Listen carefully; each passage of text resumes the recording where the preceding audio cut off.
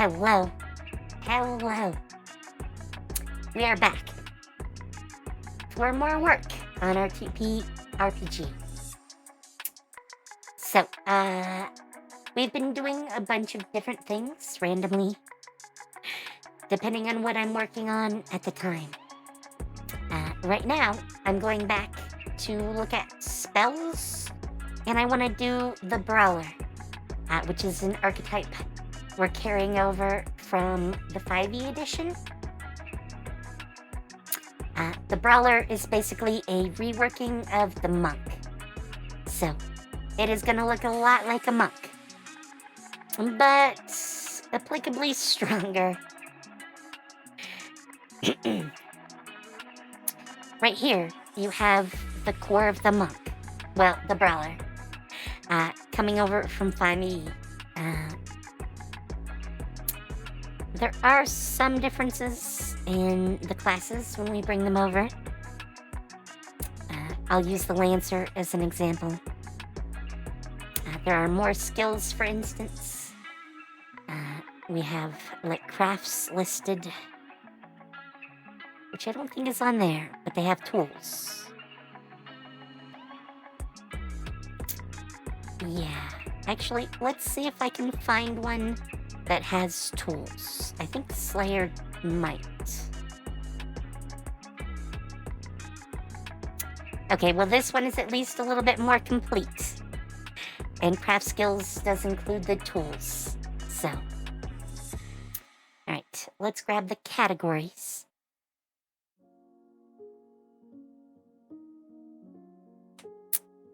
Since we're going to want to alter those.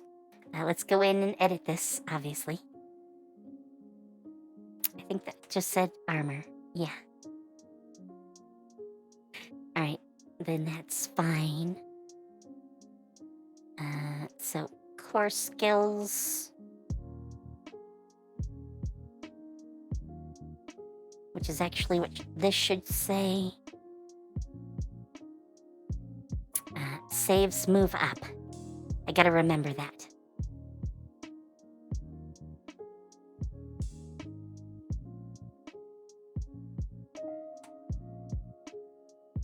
There we go.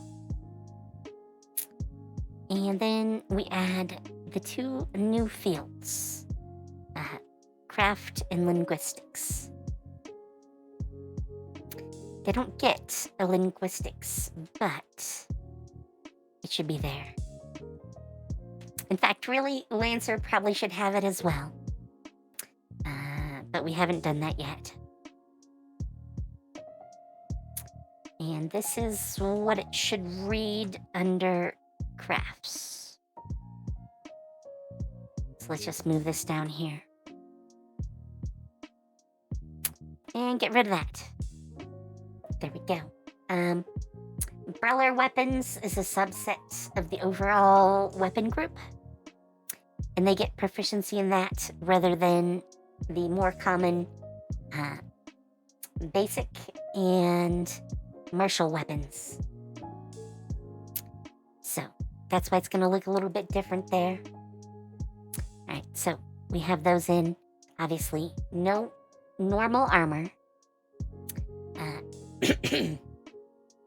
When we get to some of the subtypes, those will have armor. Let's see. We went subtypes. They're still listed as traditions on here. We need to fix that. But I've already done some work, so. Now, we can get rid of the feet. Those aren't listed on here anymore. You actually find those on your normal character development. So every time you gain a trait, which is what Celestia calls a feat, you gain it here. The competence bonus, or your proficiency bonus in 5e terms, is also from your character development. I never really understood why they did it the way they did with 5e, so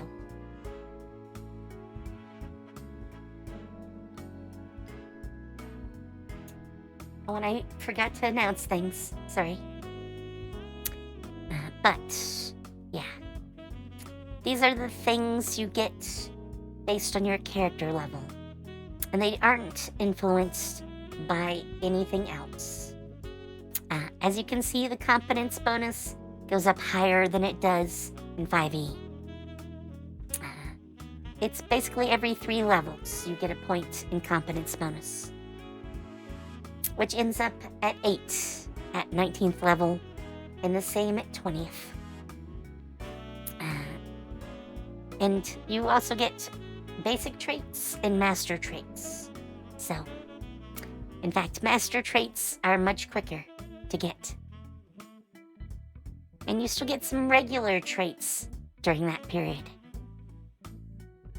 So your development gets noticeably faster as you get into the higher levels. That's to balance out much more powerful enemies. So, yeah. But that means over here, oops, we can pull that back now. We'll leave it up as our core example, but we don't need the feats listed here. So we're just gonna chop those right out. That's actually going to, did I actually put the, yes, the subtype is in there. Which is actually what I should list. Brawler subtype. And we will make that bolt. And we're going to carry it down and put it everywhere where we have a tradition. That's the first part of doing this.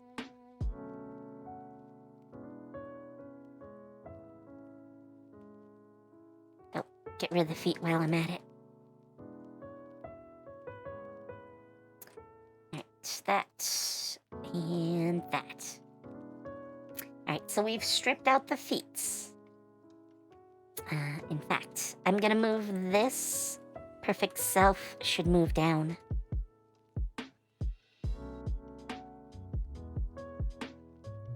Technically, that's Perfect Self.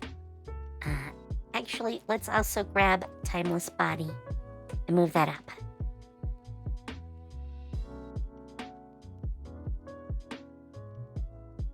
I'm gonna move Evasion to 8.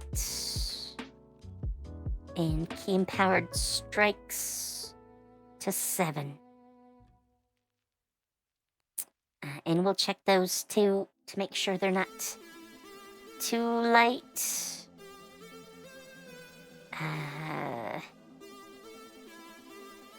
Yeah, you need Brawler Key or Chi. And your martial arts die at 2nd level because you gain new features. And those features require those abilities. So you actually get quite a lot with a Brawler at 2nd level.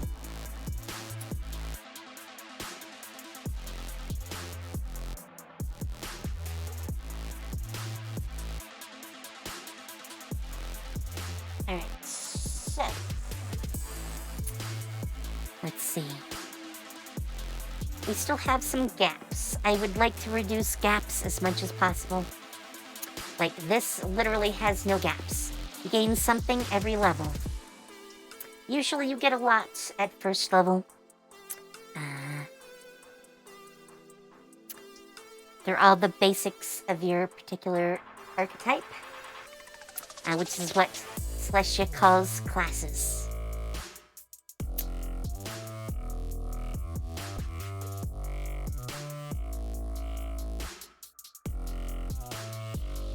Also, Brawlers end up being very fast warriors. Getting up to 30 feet added to their base movement for a total of 60 feet. Except that we should actually convert that. Because the base in Celestia is actually meters. 2-meter increments are your basic,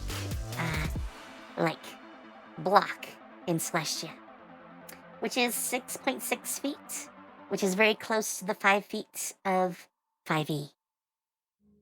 So, let us switch this to 2m. That is actually less. You're not quite as fast, but we will double the movement, most likely.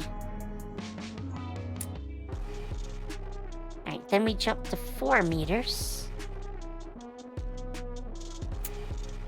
to replace 15 feet. We're actually still fairly close, though.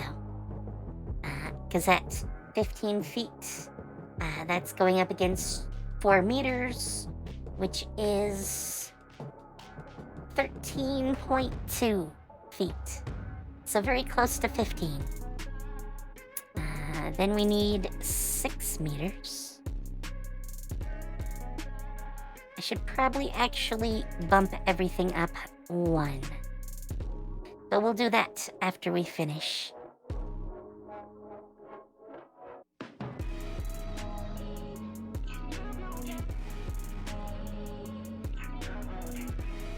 Alright, 25 feet is the next increment, and that's plus 8.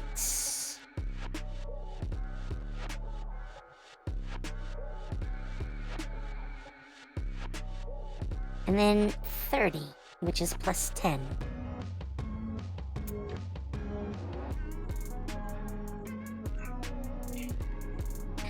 I know for a lot of my American players, it is really hard to think in meters.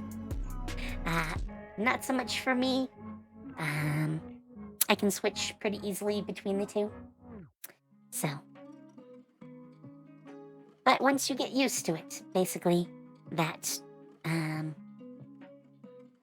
like, 2 meters is basically a 5-foot increment. It becomes pretty easy. At least I think so. Hopefully it's not too complex.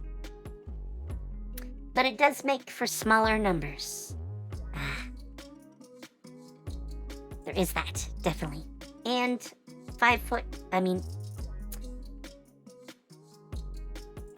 10 meter increments. A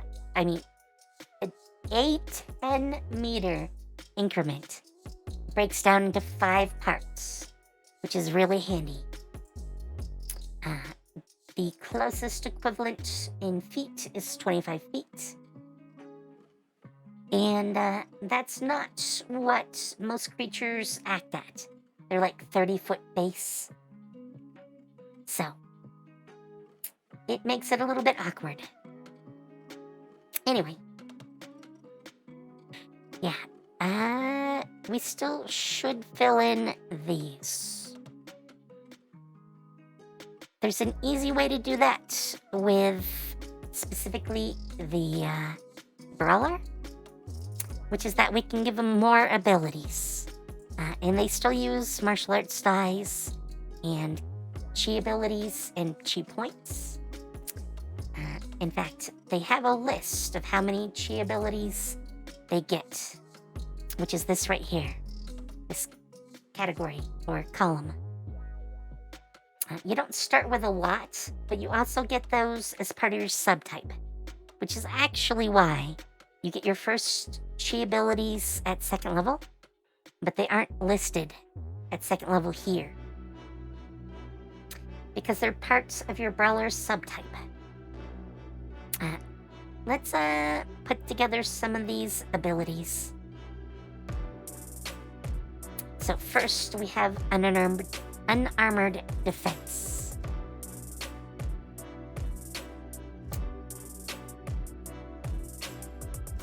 Oops. Sorry. Too many windows. So, Brawler unarmored defense is pretty much like Monk unarmored defense, except that it equals your AC of 10 plus your dexterity modifier plus your proficiency bonus, which actually we should put as competence bonus. Oh, actually, did I leave? No, I just renamed it. Alright, let's rename it officially here.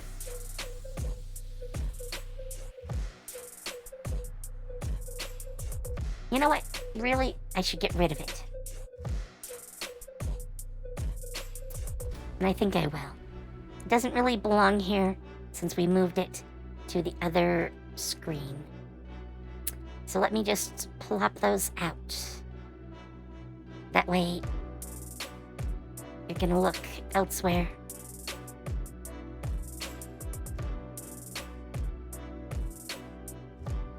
I know this is the hard part. Oops.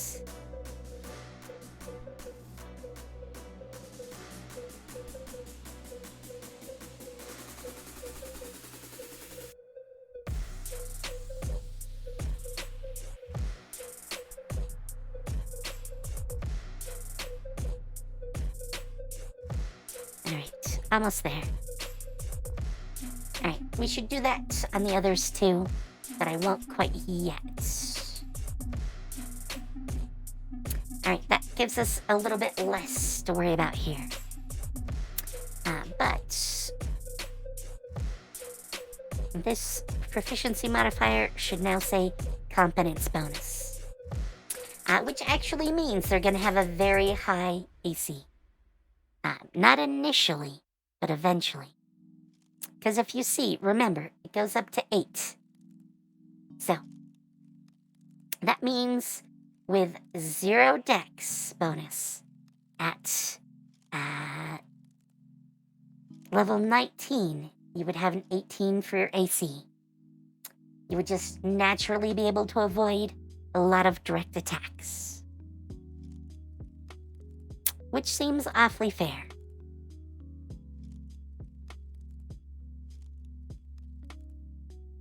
And I'm going to say half your dex modifier. Mostly because dex modifiers and all ability modifiers in Celestia are built off of every 2 points, not every 2 points after 10. So, therefore, just to have a 10 in a skill gives you a +5.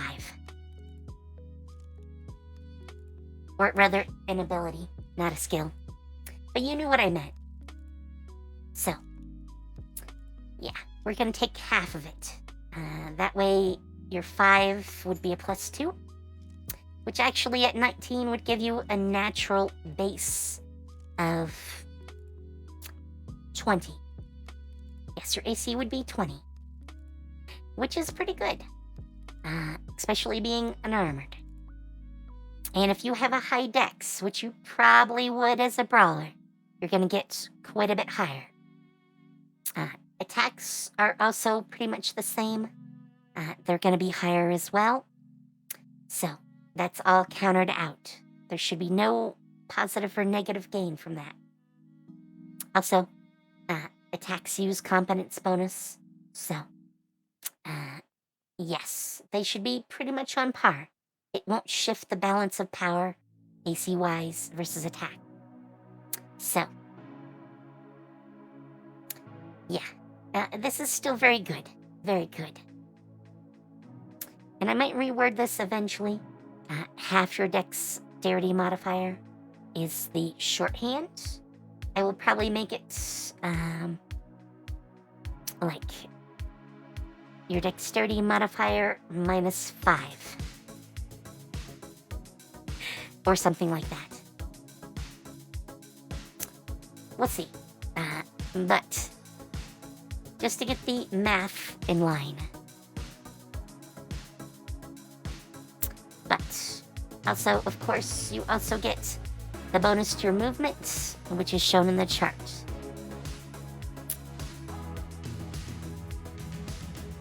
Alright, Brawler Martial Arts. Also a key component.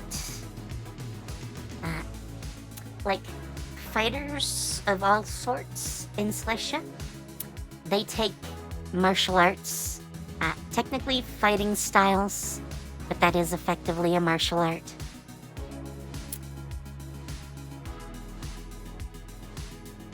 And they're all based on brawlers, so at least the initial ones were, in a lot of cases. So, this should be changed to brawler weapons. We haven't actually put the list of weapons in yet. That's something I still need to do eventually.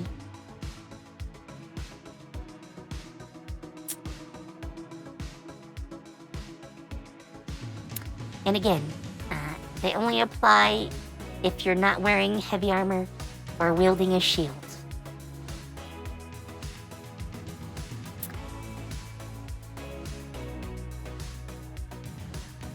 Yeah, so you get to roll your martial die rather than the weapon damage, as long as you're using a monk weapon, or your unarmored attack, which counts as a monk weapon.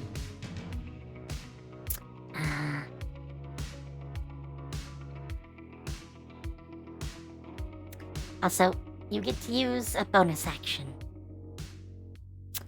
which we're gonna have to convert since bonus actions don't exist. There's a 3-action pool that I may convert to 4. I've been considering it since I saw another person that was putting together a system with 4. And, yeah, I've been debating now if I should leave it 3 or move it to 4. So, we're gonna have to look at that. It might need some playtesting. So, we'll see. So we're gonna have to rewrite this. So let us move this down into the GM section for right now. So we have a copy. Actually, I should have left one copy here.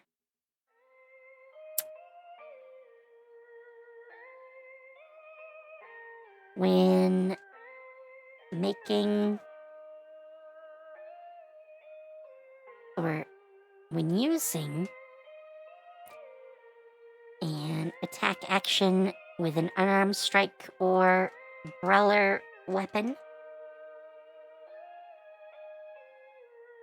If I could spell. Actually, is it pluralized here? Yes, it is. So we'll just leave it as brawler weapon on your turn. Then you can make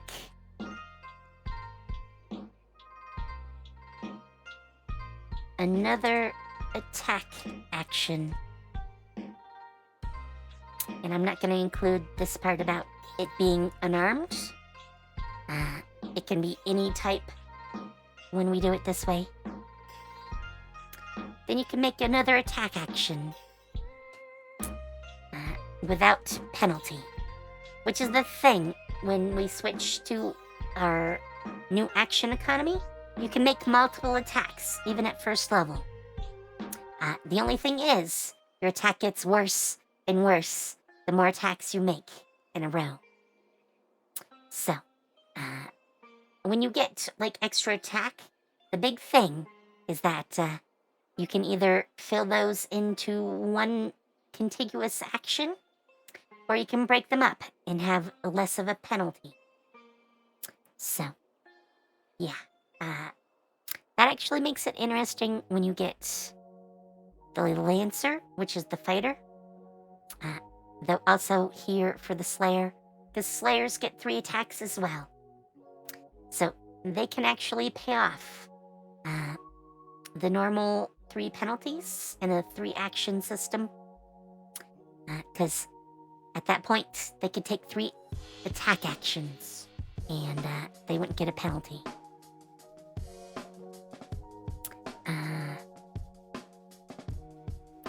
I'm gonna get rid of this last part about grappling, because we're gonna be moving those into signature techniques.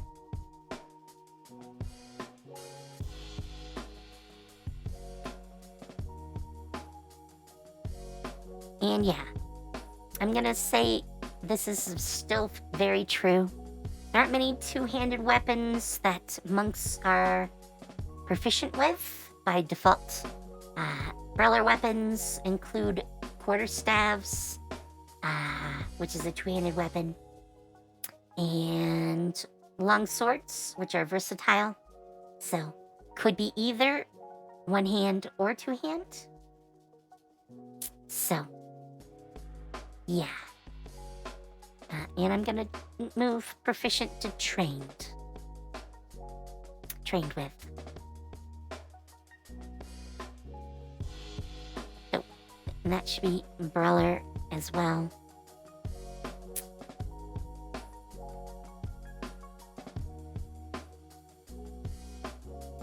Yeah, because you can use your feet to kick. So if you wanted to, you can mix it up, use a quarterstaff to hit someone, then your next hit is with your feet. But this right here basically gives them extra attack at first level, which is pretty big. Pretty big.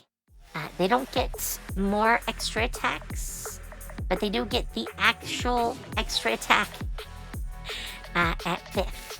So, at that point, they can make all 3 actions be attack actions. And I think that's all we need right now.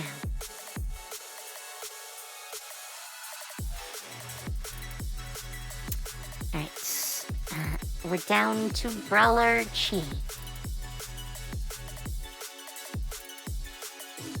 which is really just explaining what it is.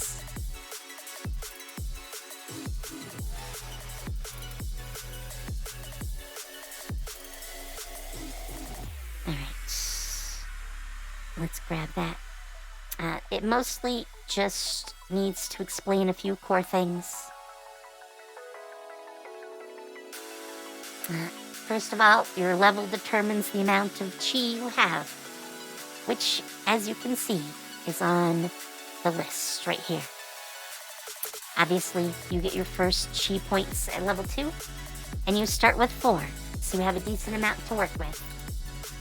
Because you can have up to 2 abilities at level 2. So, 4 gives you the option to use those abilities several times per fight. And they're recovered on a short rest or a long rest. So, yes, that works. And we also state what the, target number is.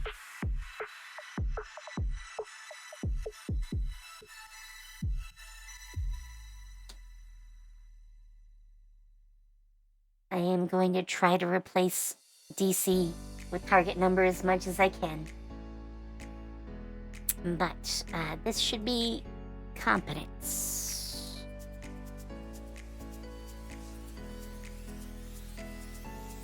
Let's grab that again to make it easier on us.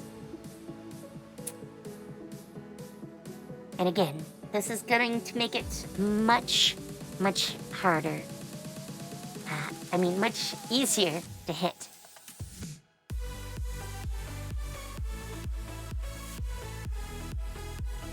Yeah, because you can use either. Dex is probably more accurate to take with a Brawler. But Wisdom is a secondary option, so I'm going to leave that in. It's going to be a little bit easier to hit you than it would in 5e. Only because, again, this modifier here is going to be at least 5. So yeah, it's going to start a little bit higher. We might actually bump the 8 back down. We can make it a 6 pretty easily. That would make it a little bit higher, 1 point higher for your average save. But I feel it's not out of place. That would cut your initial bonus if you have a flat 10 for your dexterity or wisdom score. to, well, 3. So, yeah, 1 point higher. And it's going to get much higher. But so will your saves, because your bonus on your saves is also going to be higher. You know what? Let's go back to the 8. Let's go back to the 8. Only because your saves are going to use your full modifier, which is going to be a base of +5. So that just equals out. This is here, basically, to equal out the save on the other end. But you don't get your competence bonus unless you're trained in that save. Though there is a little caveat to that, which we won't get into right now. And we need to describe what a martial arts die is. So let's grab that.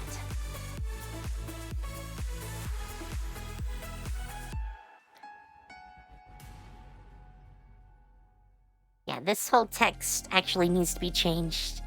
That is a big holdover from when I was originally doing it as a monk. So let's go to here.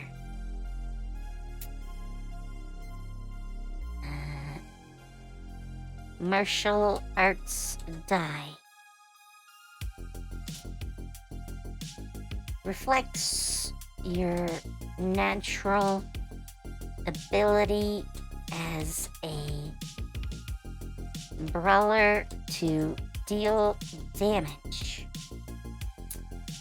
and is also used by many abilities. Yes.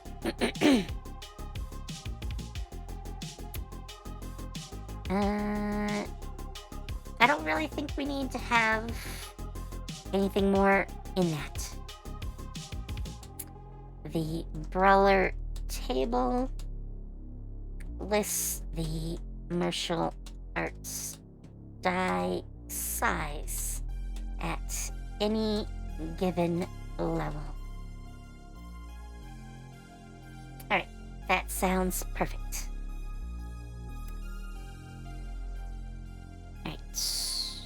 Now we actually get into the real abilities. Evasion is already here, because I'm pretty sure, yes.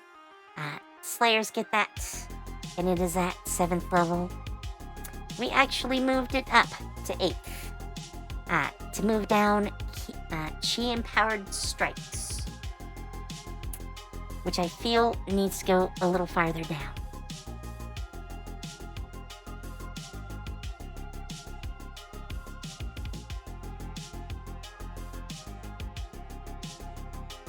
Yeah.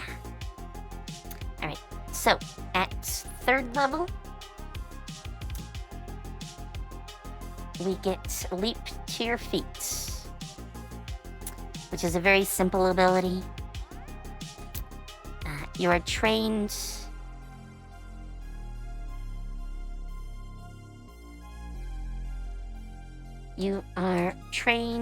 in how to get back to your feet. Well, no.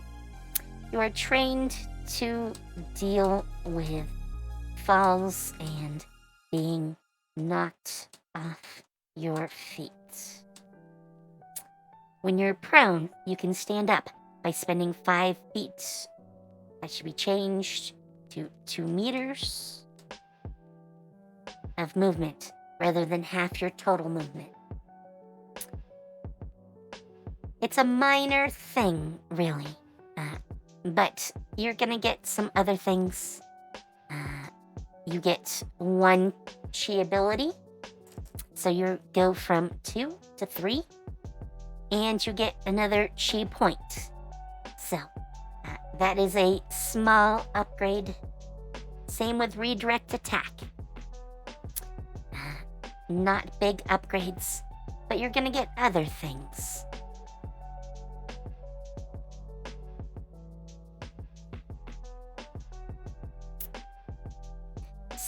let's go and slip this in. When a creature misses you with a melee attack roll, you can use your reaction to cause that attack to hit one creature of your choice other than the attacker.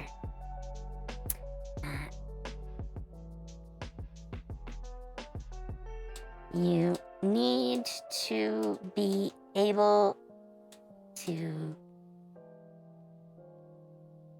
see them, and they must be within melee range of the creature you are redirecting.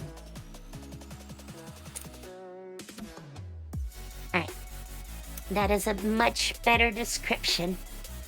Much better. Alright. And we're gonna work on the reaction system a little bit. I really want to change that up with some new ideas. So, yeah. But for now, this is gonna let you, if you have someone attacking you, and you have, like, say, 2 people you're fighting, this is a classic, like, Jackie Chan. Hence why the Brawler gets it. But, you're fighting 2 guys, and they're right next to each other. Well, the first guy misses, so you redirect the blow and smack the other guy in the face with their limb. Yes, Jackie Chan.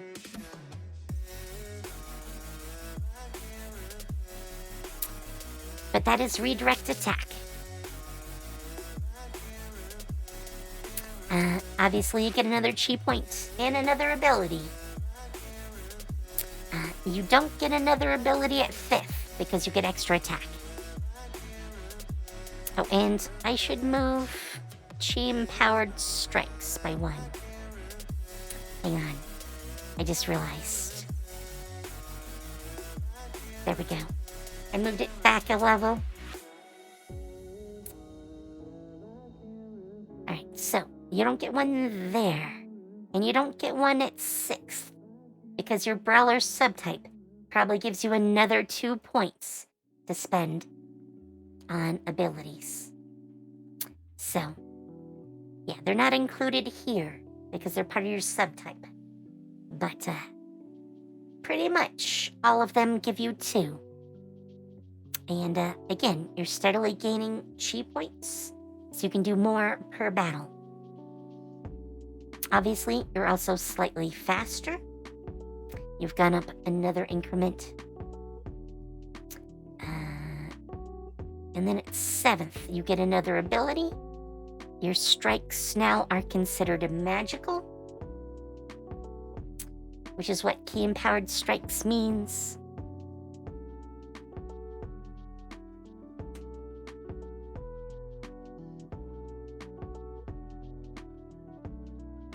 Your unarmed strikes. Actually, your attack actions with unarmed strikes or monk weapons can now channel enough chi to count as magical weapons when overcoming resistance and immunity to non-magical weapons. As you advance in level, this effect becomes stronger. Strong enough, your unarmed attacks actually count as magical weapons in full, and even gain a bonus to attack and damage. Yes. This is mostly for your unarmed attack. This part at the end here only affects unarmed attacks. But it means that you don't need to, like, wield, like, a magic weapon just to hurt some creature. And, you're gonna have a plus to attack and damage. And, that's actually factored in. That's why it says +1, +2, and +3. So, you could actually have a really strong monk weapon that is higher than your base, but you always have your base to fall back on. And 0 means you don't get a bonus, but you do or are treated... Oh, the music was probably echoing. Hopefully not too bad. I didn't realize until I felt the sub with this song. Sorry about that. But yeah, it lets you get away with not having to have a magic weapon in hand. So it's also going to apply to any... Oh, I called them monk weapons. They're brawler weapons. It is no longer anything like the 5e monk.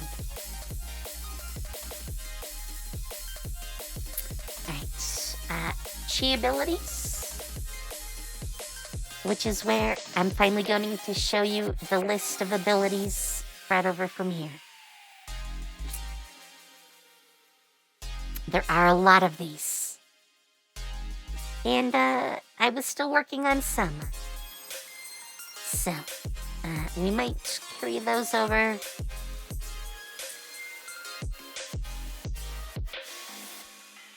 You know what? I just will. Alright, let's go take a look. So this is all the chi abilities that are basic chi abilities. We are going to change the terminology a little bit.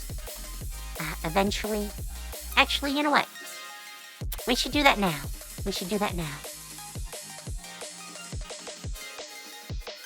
So, chi abilities is going to be chi techniques. To keep the terminology in line. We're going to put that there as well.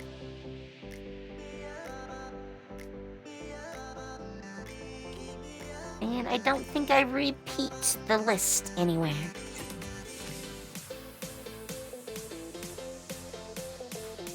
Which is fine. But now I'm going to have to move that list we just made.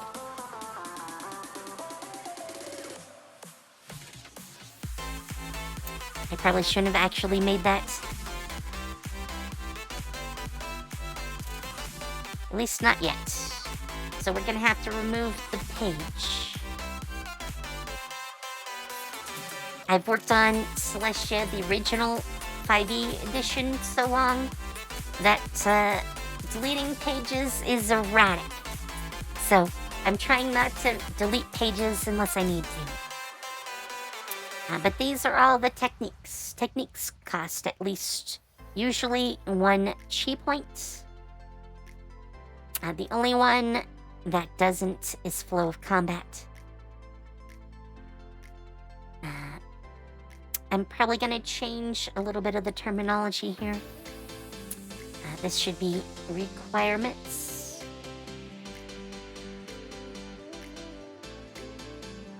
They're not all going to be level based. You can see from my little blog down here that I've already changed that field before, so not a huge difference.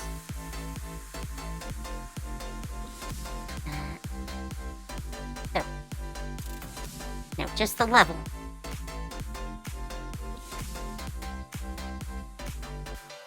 Alright, we're gonna adjust these values later anyways. Flurry of blows, obviously. Key Strike is technically available starting at level 1. You just don't have any chi techniques at level 1. So you can't actually buy it. I should probably call it level 2 because of that.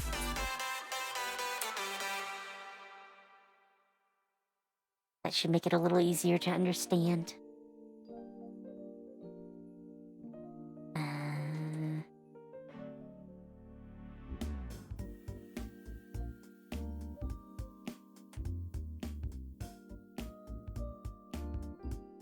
Actually, you know what? We are going to put CR, not level. Which I know, I just made them levels. So, a little bit extra work. But that will make it character level. So theoretically, you could stop being a brawler and take another class and still have the ability to grab these abilities when you get to the appropriate character level. Figuring you can actually go and buy techniques. Since the actual techniques are based on, well, getting them is based on your level in Brawler, that shouldn't be an issue.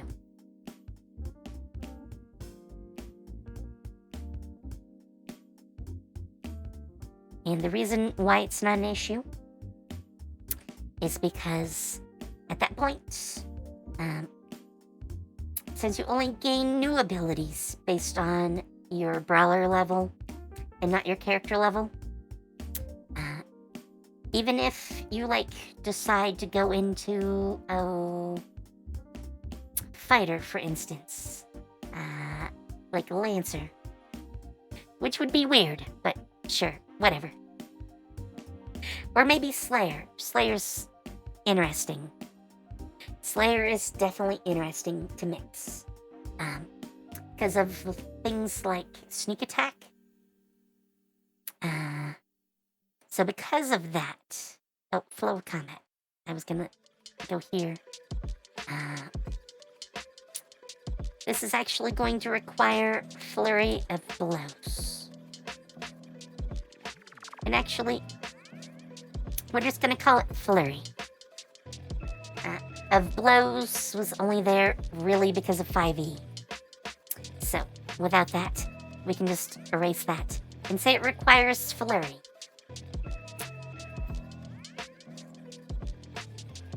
Alright. I think that's about the only time that comes up. Yeah, most of these require Chi, except for that. And Flow of Combat is just a modifier to your Flurry.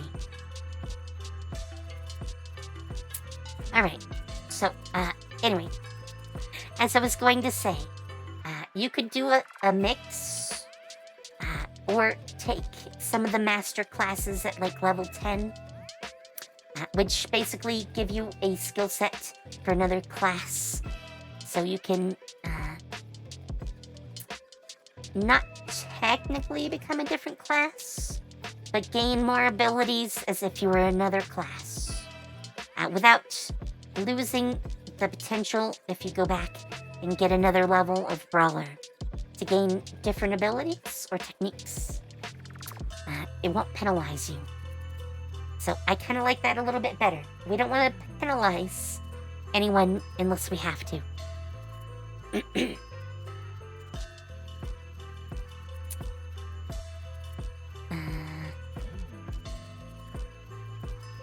But yeah, Flow of Combat.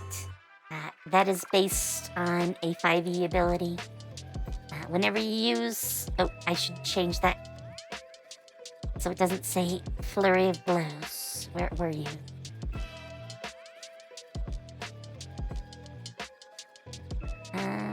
Whenever you use your Flurry.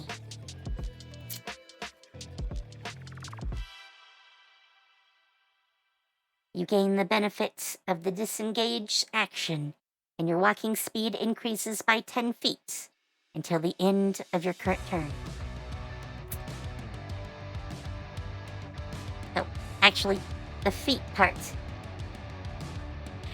I really should have changed that.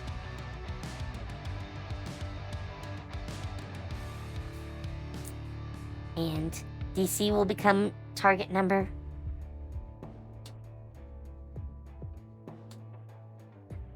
I saw that, so let's fix that.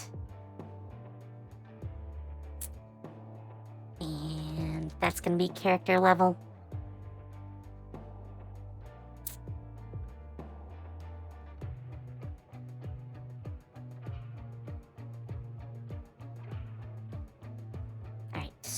10 feet is again 4 meters.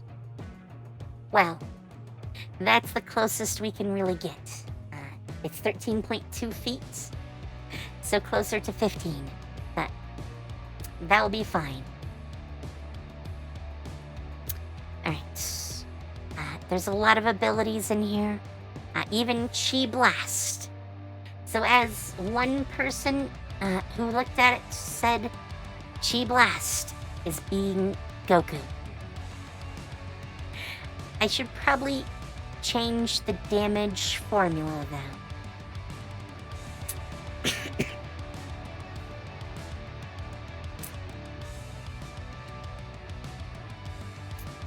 Yeah, I want it to be decent, but it is effectively the equivalent of a cantrip.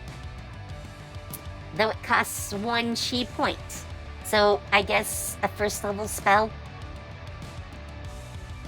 But we're gonna jump the damage.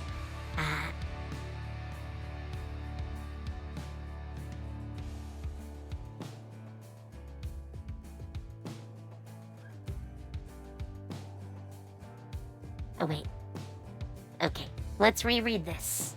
You unleash a blast of raw chi that deals 2d6 force damage and pushes everything in it back. Oh, it's a 15-foot cone, which we should change that. It is a 6-meter cone.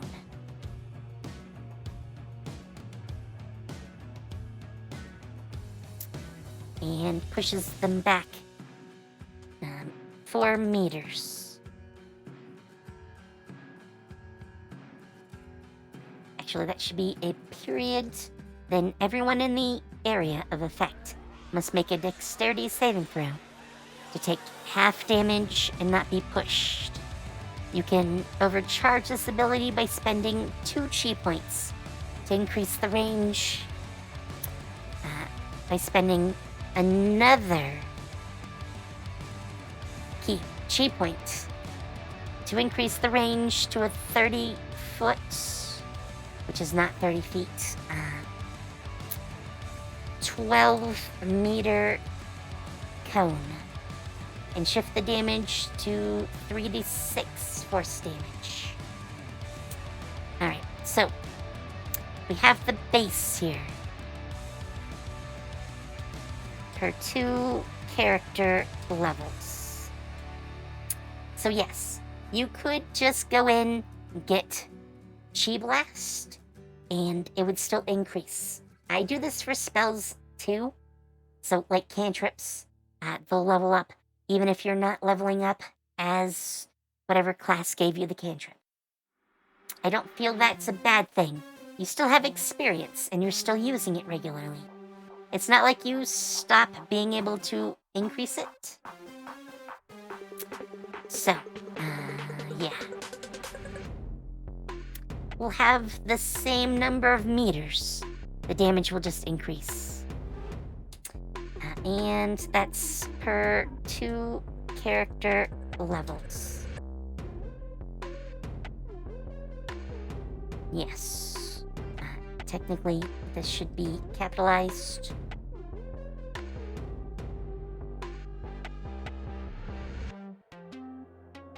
So it's a bigger blast when you do it that way. Boom! It's roughly on par with, like, Burning Hands, though it's force damage. I think it fits pretty nicely. So yeah, these are all your core chi abilities. Every brawler can take any of these that they'd like. Your Stunning Strike is in here. Some of them are defensive, like Stillness of Mind. Step of the Wind is not quite defensive, but it is definitely something.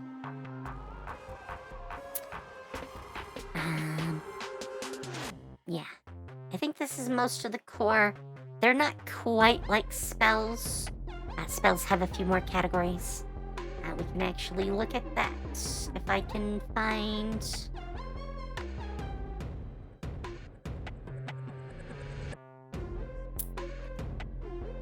first level spells. We can look at Flame Jet, which is the Burning Hands. So, yeah, 2d6 fire. You can actually see that laid out. You also get to see the type, which I should probably add to these. I should probably pull several of these categories into what we include. Alright, hang on. Let me just grab a couple of fields.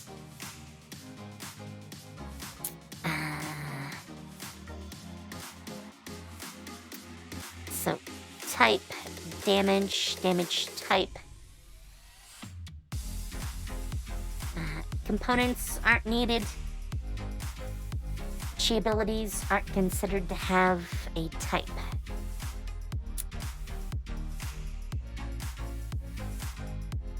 Oh, here's the techniques. Alright, so requirements. Put those all in there. Requirements. Requirements. Requirements. I'm gonna keep doing the same thing for all these, because we had to add those fields in. Most of these won't have damage, but in case they do, we should definitely have these fields. And it'll be easier. One thing I'm thinking of doing is recording these abilities as if they were spells. They don't have a level like spells do, but it might make them a little easier to handle.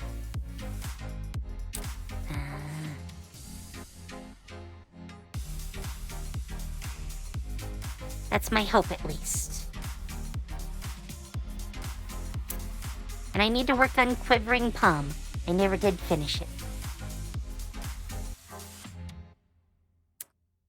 Alright.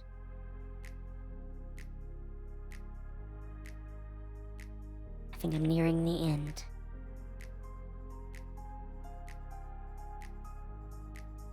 Oh, that one still says level. Let's fix that too. Wind Step, Wind Strike. Alright, that's it. Let's save this before I forget. And make sure that we have our new categories in here. Alright. We can actually move the damage out of this block over here and over into here. For Chi Blast. Alright, Twist of Fate. That does not have any. So we're gonna also slap in some fields. Air Grab, again, not in here. I do need to add a few things to this, but we're probably not gonna do that yet. There is no damage. That is a... Oh, type. Type should not be blank. Sorry. Twist of Fate. That is a support ability. Air Grab. Also support. Deflect Missile is defensive. And I'll just smack my head into the mic like usual. Empty Body. That is support. We'll put the damage as nothing. Flash Step. Support. Support is a big category. Most movement skills are support. Flow of Combat.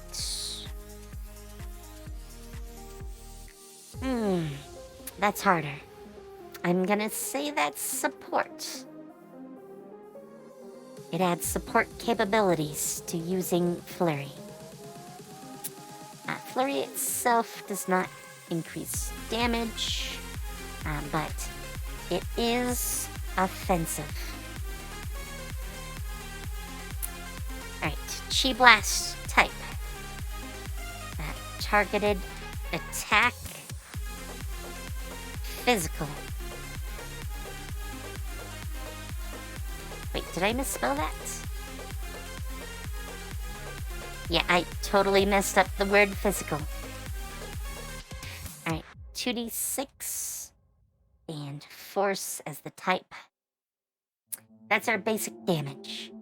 We still have it in our text. So.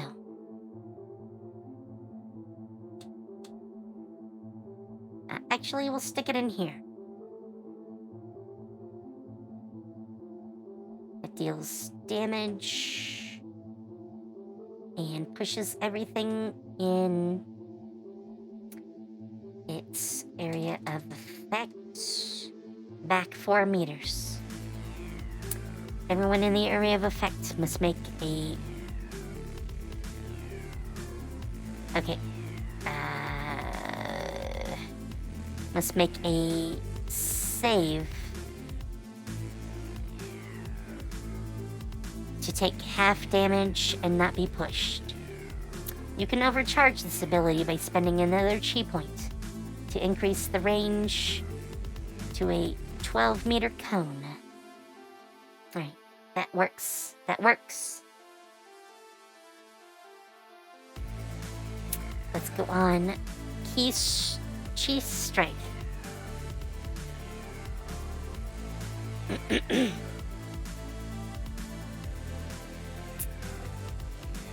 Type is offensive, and offensive just means they're combat oriented but don't have either a direct attack. Actually, they should probably be considered direct attack. At least this one. The other one is Flurry. You know what? That is also direct attack.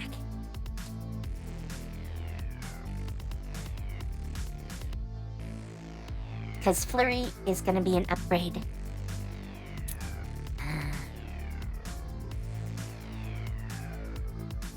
Yeah, I'm probably going to have to look through these abilities quite a bit. Alright, but it does not increase damage. Damage type, though, is force. It does not require an action for us.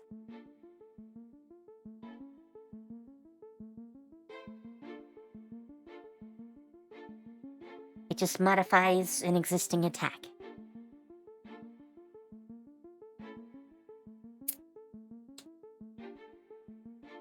Yeah, I'm gonna leave that with a... whatever you want to call that. Alright, next one. Chi Weapon. That is a support ability. It does not deal damage. It does not have a damage type.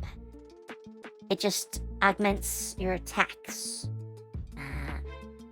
And it's a per day thing. But you do have to spend a chi point at the beginning of the day. So, oh well, short or long rest. So, technically not a day. But it allows you to pick one weapon you are trained with. Alright, Patient Defense is defensive. Obviously, it does not deal damage. It does not have a damage type.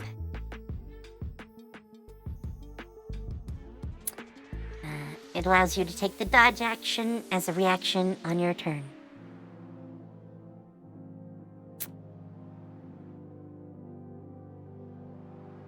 Very simple. Perfect Strike. That is support. is basically the True Strike spell. Quivering Palm. That is probably going to be offensive. And a targeted attack. Physical. I don't yet know damage or type. Yeah, we haven't finished that one. Shadow Rush.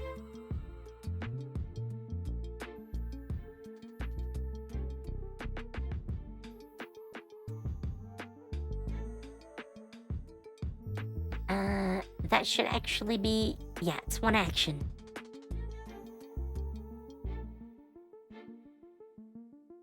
This text is going to have to be changed. It does not deal damage, though. It is a support type. Alright, Shadow Step is support. It does not deal damage. It's listed as a bonus action. That's going to change a bit. You can use your bonus action to become invisible for up to 1 minute.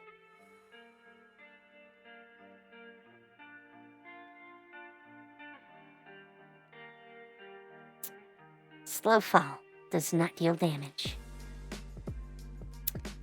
It is also support. Support or utility is what we could call these. They're things that don't deal damage, and they are not defensive in nature. I mean, slowing your fall could be considered, defensive, but we don't consider the environment to be naturally harmful. So, Step of the Wind, also support. It does not deal damage. You take the disengage or dash action as a bonus action in your turn. And your jump distance is doubled. Yeah. This is probably going to need a rework. Again, bonus actions aren't really a thing in Celestia. But I don't think it's... Right now is the perfect time for that. We have a lot of other stuff to do. Stillness of Mind. That is actually defensive. It does not deal damage, and it does not have a damage type. But it's a reaction that allows you to get rid of charmed or frightened conditions. Stunning Strike. That is a targeted attack, physical. Damage. It does not directly deal damage.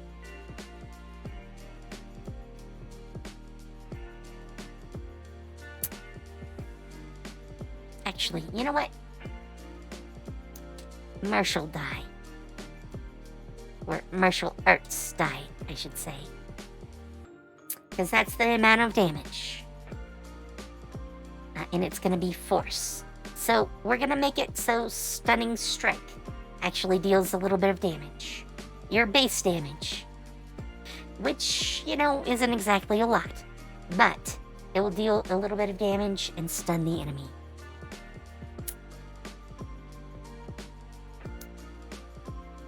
Gonna save. And we already listed the type as physical, so we don't need it here in the text, or be stunned. There we go. Wholeness of body. That is actually healing, which we haven't had listed before.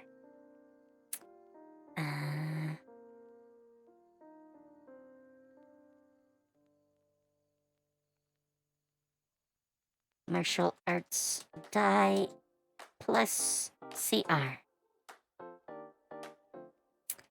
And yeah, we'll actually replace that text here. There is no damage type, but it's healing. We're going to list it here as if it were damage, just to make it easier. It is 1 action. It only works on yourself.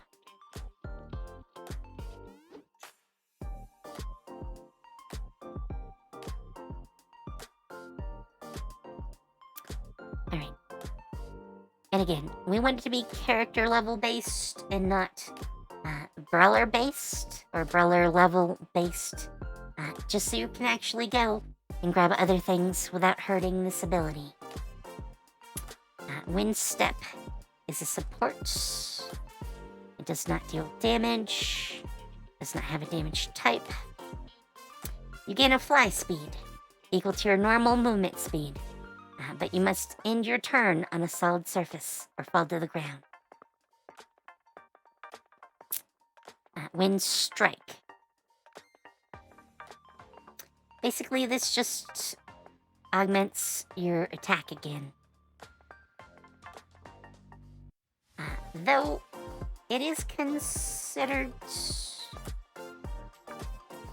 You know what? This should actually be targeted attack physical and require a save. Martial arts die. Damage type is bludgeoning. It is 1 action. It is not 30... Oh, wait. I spelled bludgeoning wrong. Why do I keep doing that today? 30 feet is actually 12 meters. You know what? We're not going to take these odd amounts. We're going to go with a 10 meter. 10 meters is 66 feet. So, I mean, not 66. 33 feet. So it is actually more than 30 foot. Due to math. Somewhere else I put 12 feet. And we're going to drop that down. Oh, Flash Step also says 15 feet. We'll make that 6 meters.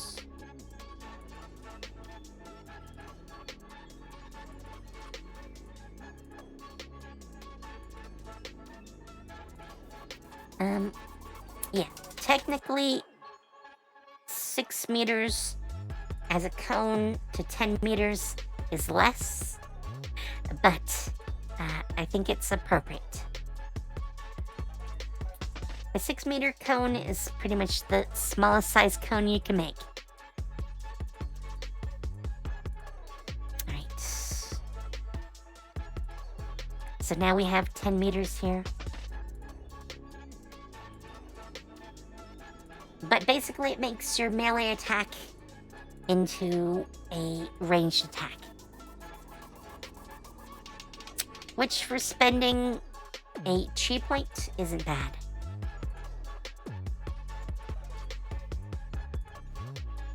Alright. It still needs a little bit of work. Mostly in things that say bonus action. But we have these now.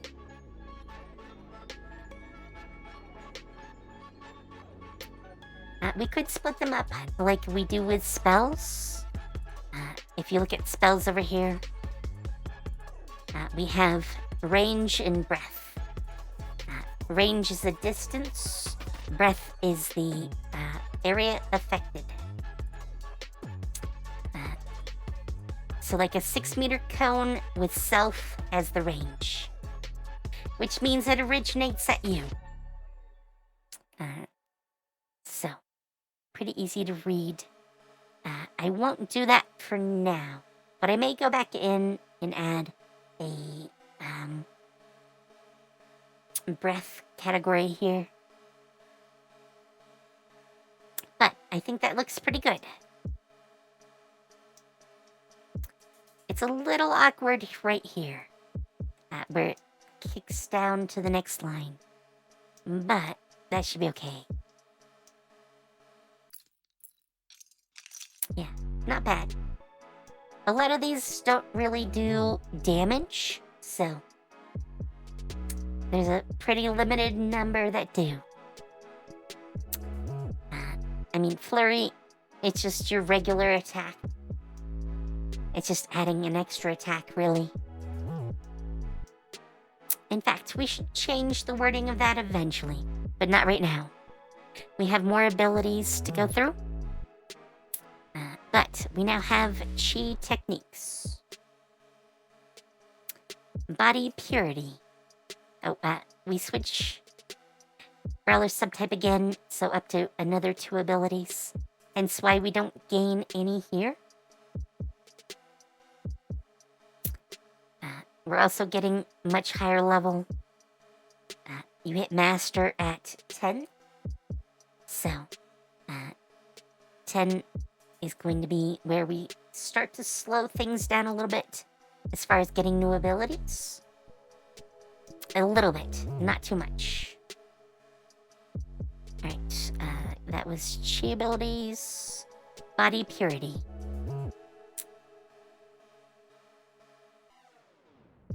You are just immune to poison and disease from almost all sources.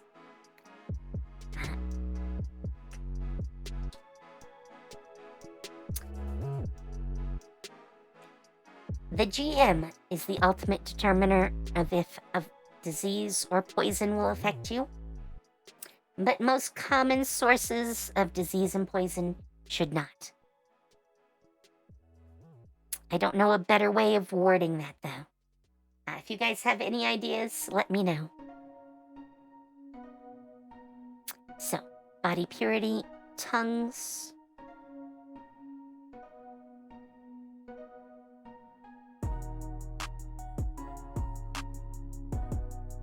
You understand the flow of Chi enough that you can understand and speak all verbal languages. You still can't read them or do things like make hand signs for the non-verbal languages, but the spoken word is no longer a barrier. This is not a big ability, not usually. It's a very good roleplay one, which makes it very appropriate at level 13. You've mastered yourself, and it's really not so much learning to speak all languages as it is more about, like, how do I want to put that?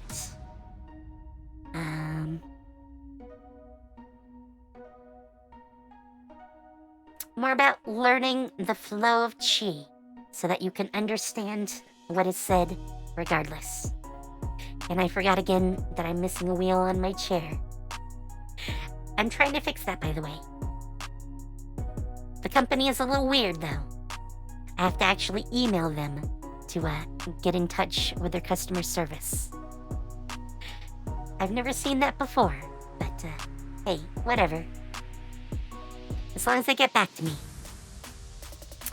Again, I should mention 12th really should have something. You don't get any new techniques, and you get Chi points and nothing else. So it's a very empty level. The unfortunate thing with Brawler is it's kind of packed forward. A lot of your abilities are at the start, and things sort of started to trail off. But we might put something in here. If nothing else, we might add another technique to fill the gap. But for now, we're not going to do that. Alright, so we had Tongues. Heart and Soul is next. Oh yeah. This one is a fun one for level 15. You gain proficiency in all saving throws. which actually is now saves. And you can reroll a failed saving throw once by spending a chi point. Make that save. So you basically become a master of making saves.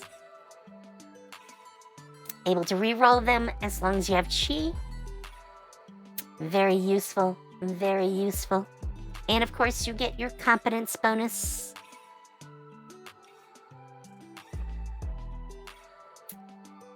Which is proficiency. You become trained. I really want to make it trained rather than proficiency. You become trained in all saves, and you can reroll. Alright, now it works like it should. At level 15, that is a very nice ability, but not key. Yeah, you actually get another chi ability as well, or technique. That is big enough. I would think of not having that be an upgrade point. We might push that down. Actually, you know what? We're just gonna push it down. I'm probably not gonna fill in a 12th level ability. So we will make that another point. 7. We will give another ability.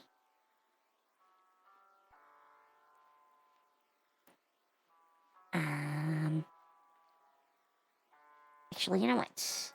We'll do it this way. We'll keep it at 7 for a bit. Yeah. You're gonna have a lot more uses for the chi at that point. And in fact, we might want to change up how we do chi points. I know I haven't shown it to you today, but on other days I've shown you that we've moved a lot of like spellcasters to have like spell slots based not on like very specific things, like, you know, fixed amounts like these, but instead based on their stats. So like maybe a combination of Constitution and Intelligence or Wisdom. I can see Constitution and Wisdom for chi. And be the first class or archetype, rather, to actually use Wisdom. Wisdom is more a defensive attribute in Celestia. It is not, because there's no priests in Celestia. So, obviously, all spellcasters are int-based. Yeah, so int becomes a lot more important, especially to spellcasters, or anyone who has spellcasting. But Wisdom, not so much. And Charisma, even less. Because, again, sorcerers are int. So yeah, little things. Little things. And now we get points here. But we don't for Brawler. So I think that works a little better with our flow, since we have 2 empty holes here. I think that's good. And at 17, you get a 2-point increase to chi. At this point, you have a lot of chi to play with. You can spend a lot of chi in a turn, especially with the saves opened up by Hardened Soul. But also for all your abilities at that point, or rather techniques. Alright. Timeless Body.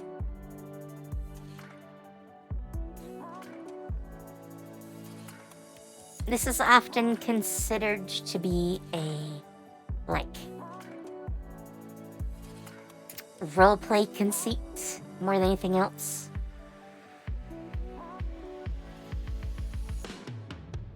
It has a little bit of added effect, but If you get to, what is it, level 17? No, 19.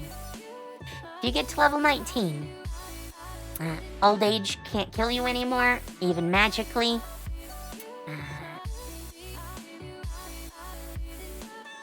Well, you can't be aged magically, let's put it that way. And you don't become more frail. You can still die of old age. Also, you no longer need food or water. Basically, you can meditate indefinitely and overcome such mundane things. In addition, when you take a short rest, your exhaustion level decreases by 1, which is usually something that a long rest does. So you recover from exhaustion much quicker. Very useful abilities that were added when I changed the ability for 5e Celestia. Sorry. Doing things. Perfect self. Your constitution and wisdom scores increase by 4 points, with your maximum now being 24 in each stat. Also, when you roll for initiative and have no chi points remaining, you regain 4 chi, which would make you very strong at level 20. Yeah, just the constitution and wisdom scores increasing by 4 points is huge. Yes. Brawlers get some very strong buffs at 20th level.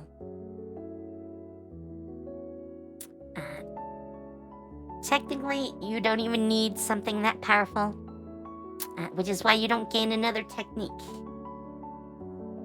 You do get a little more chi, but at this point it's become almost irrelevant.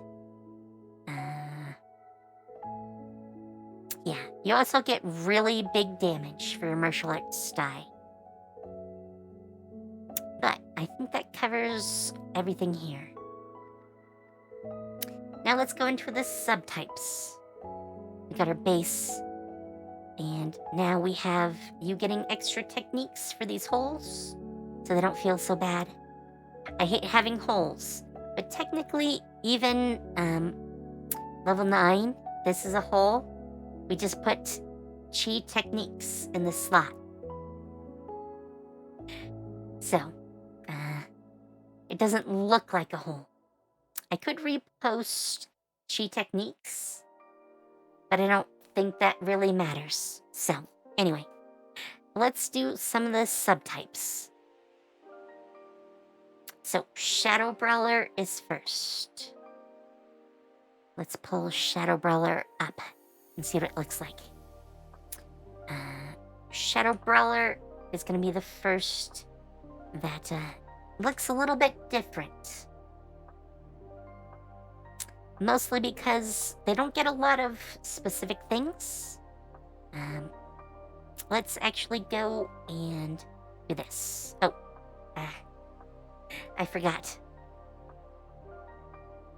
This is techniques now. Let's switch the wording so the wording is correct. Because we call them techniques for the Lancers and Slayers and Destroyers. So it makes more sense to call them techniques here. And also, shadow techniques. So, shadow techniques or chi techniques. The terminology is more similar. And actually, before I forget, this should also be techniques learned. Hey, Lock On, how you doing? Thank you for joining us. But, yeah, only level 10 do they actually get a specific ability. So we reduce level 10. So you only get one technique at level 10. Otherwise, you would usually just get techniques. It is what makes some of the Brawler subtypes really easy. However, shadow techniques is a pretty big list.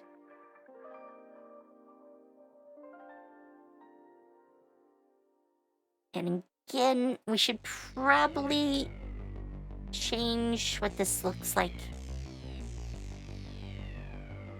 I might just add it in for now, and then we can edit it later.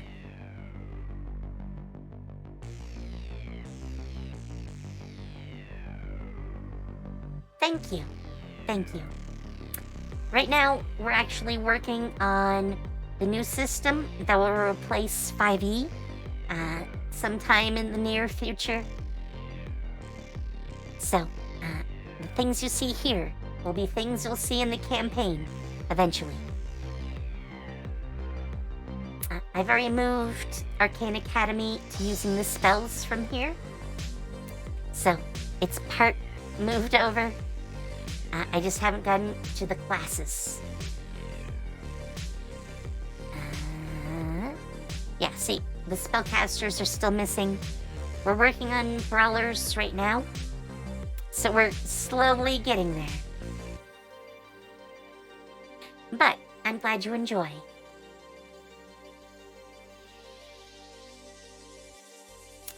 So yeah, these are shadow techniques. You can choose these or the base chi techniques. Some of them are very useful, like the Disguise Self spell,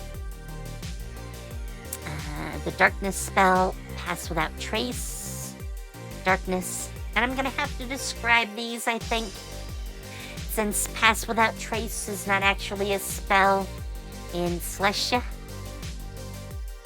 But for now,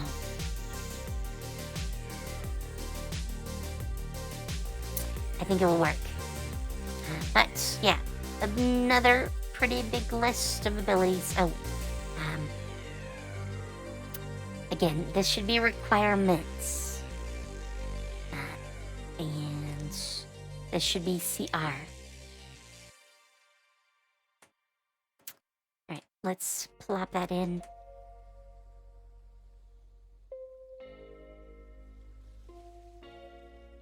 Actually, I should probably redo this list. I don't want to. We have other things to get to. We have more subtypes.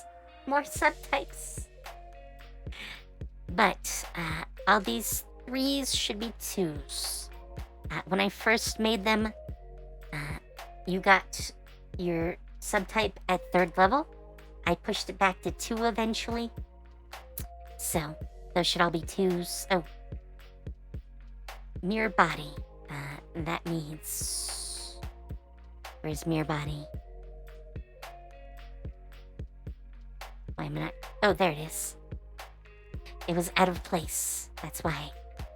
That is why. Some of those should probably be 4. But for now, I'm just gonna list them as 2s. We'll probably change that eventually.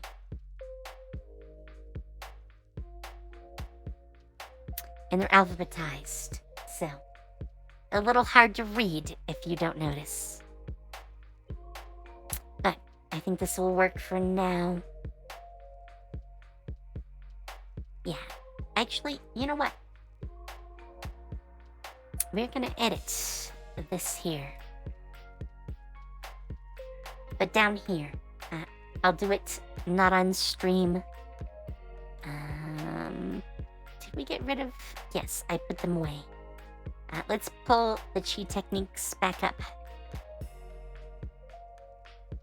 I want to grab type, damage, and damage type. And that's all I really need. So over here, we slap that in right there. And now we're good.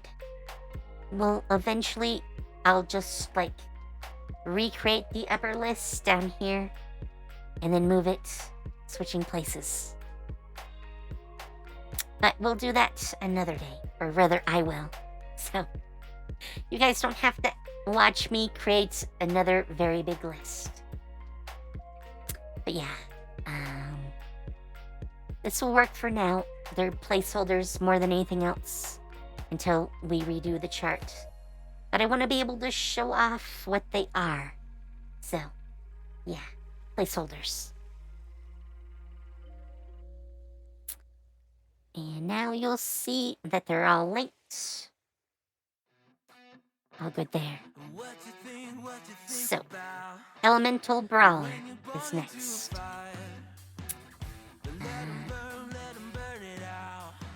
Let us pull up Elemental Brawler.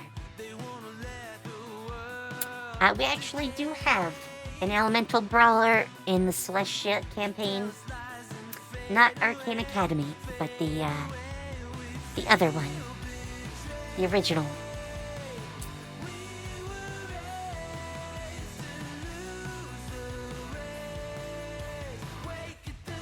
Alright.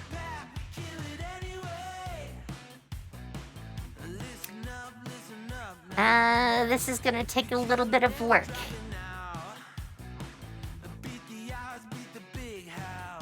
We need to grab techniques again, because those all need to be techniques. Abilities should also now say techniques.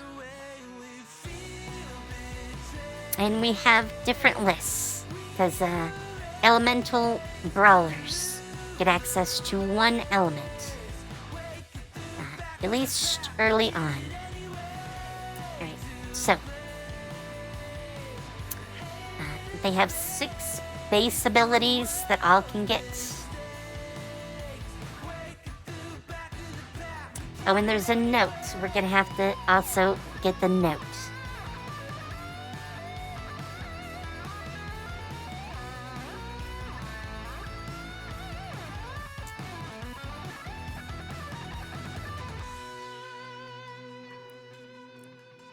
Yeah.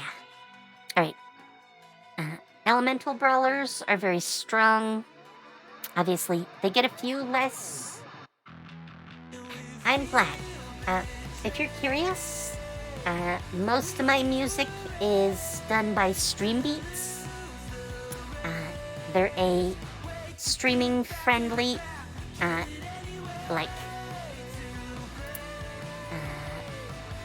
company.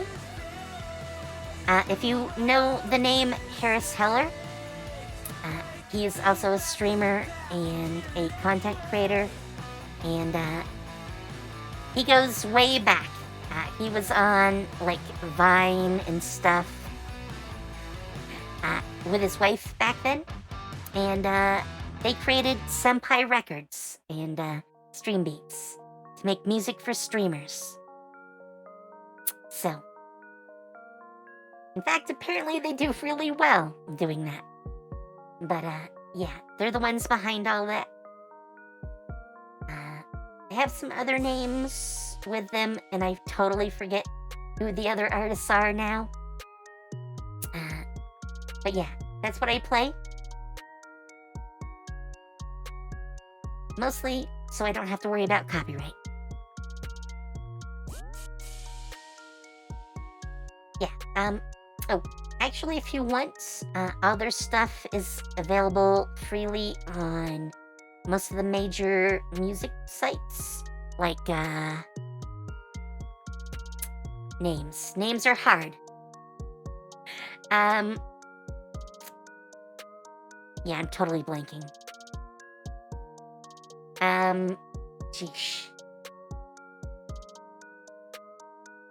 Okay, well, how about this? I actually have their page up, and I'll just tell you. Oh, Spotify. That's what I meant.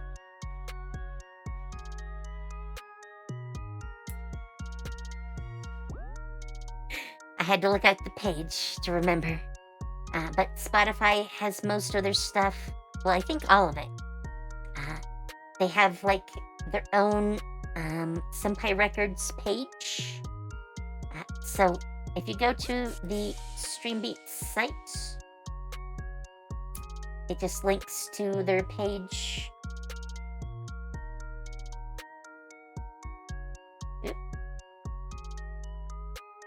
I'm messing everything up. Yeah, they're redoing the page. So, I will link them, but it's just gonna open all their stuff on Spotify. Sorry. Brain, Swiss cheese. I have all this stuff in my brain. Other stuff becomes hard. But yeah, if you follow that link, it'll have one link to open Streambeats. And from there, you can go in and see what's on Spotify. They're on others too. That's the only one they link to directly. So, yes. So, anyway, fire techniques. These all mere spells. That is how these ones work.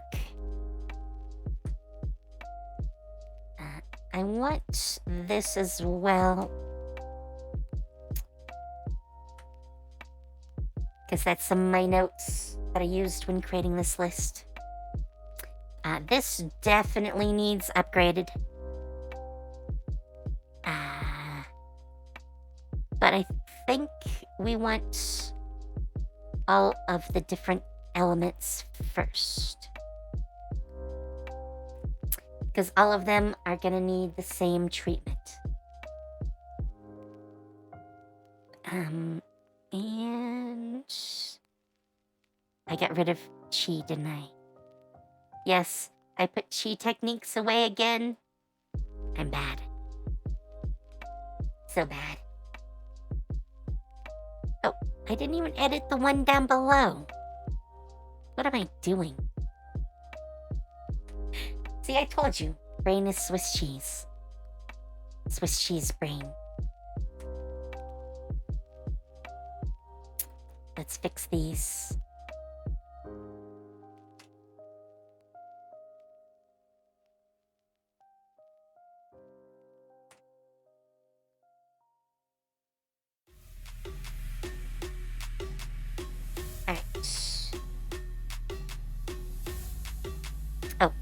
Oh yeah, I did grab it. I just did all that, so I did grab it. Alright, I think I'm gonna edit it down here. I won't do these on stream. Yes, exactly. I have a lot of things to balance in my brain. Everything else just doesn't fit. At least until I stop, and then it fits again.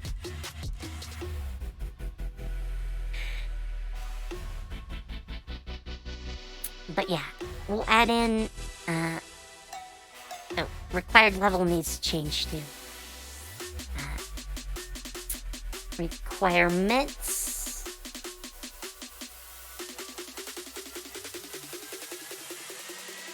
So requirements, type, damage type, chi cost, time to use, range, duration, and effect.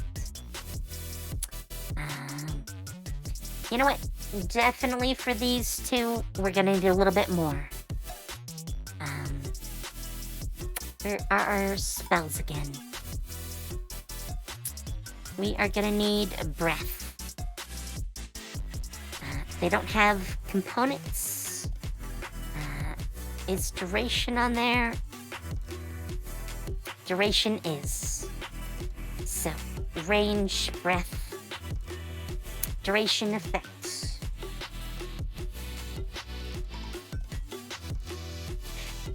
Yeah.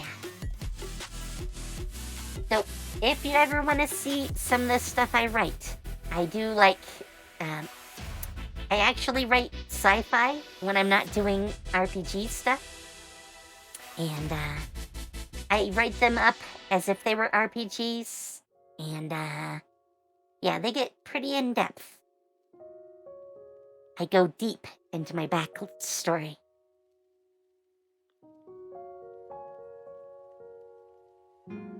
Alright, so we oh, I'm gonna want that on the other pages too.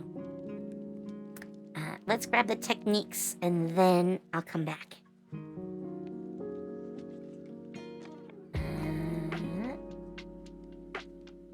Elemental water. Water is a big list.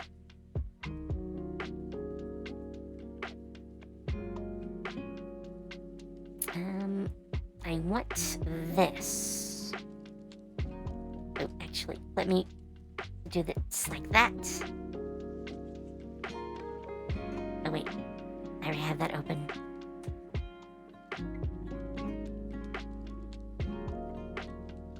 Oh, I'm not grabbing the other stuff from here. I'm grabbing it from the other one. Yes. My head makes sense. Sure. Alright. Slap that in. Alright, so again, we'll work on this. These will look more like the spells they're coming from. Most of these do have a spell version in Celestia, so I basically just need to add in what is on the original spell. So, that should be pretty easy. And I can start to close some of these mini tabs. Alright, so grab these. I think I'm gonna grab these as well. Though we're gonna push these down. It's gonna leave us a little bit of space. Because I need to grab this again. Because I want on every page how we want to have these set up. So I don't have to go back. I can just go to another part of the page and build this list down below. And when it's finished, pop it back up above. So. Alright, elemental air.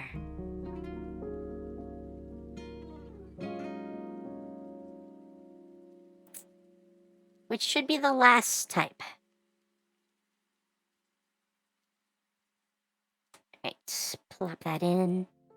You know what? We're just gonna grab this because it's still highlighted to make this easier on ourselves. Slap this over here. And there we go. Easy peasy. And again, I'll have to work on those. But it's okay, as long as they're in place. We will resave this just to make sure I didn't add and change anything. And when we check, that should be almost everything except for this note. Now let's go into the note. Hop over here. And this is just a list. Mostly because these are all cantrips in 5e. And so they don't have a cost. And that's why they need to be on this list. Cantrips did change a bit. So I'm probably going to have to alter some of those. But we'll make it work. We'll make it work. Some of these probably actually won't carry over. At least not as is. I might alter this. But, it'll work for now. Alright, so. I'll keep chi techniques up. But that should finish the elemental type. So, open palm is next. These guys are fairly easy. They're more healer type.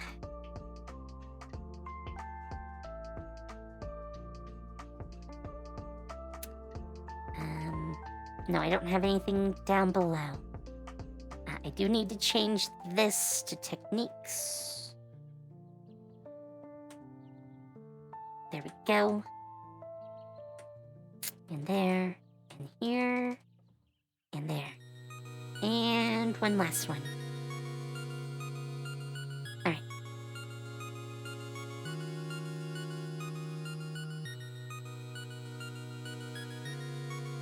they get some skills, which gives them a little bit of a boost at 2nd level. It's part of why they only get 1 technique. Which actually makes them a lot less powerful early on. At least in some ways. Some ways they definitely have an edge. And I never finished their list. Their list is very small still. We'll work on that. But it's mostly down to having Hand of Harm and Hand of Healing. The others...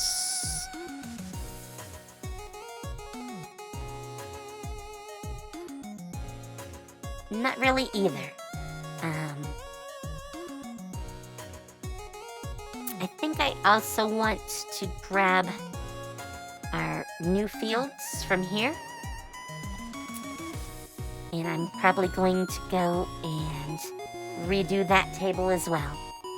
I think it's just going to become the way I have to deal with these. I need to add some new stuff.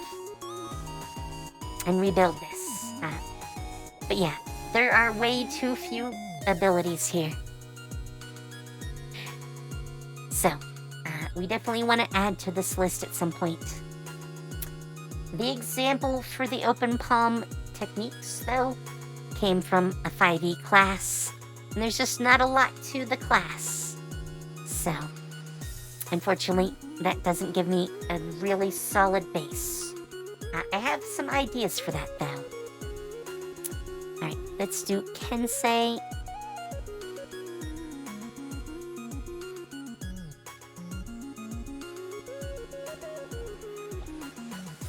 Hello, Kensei.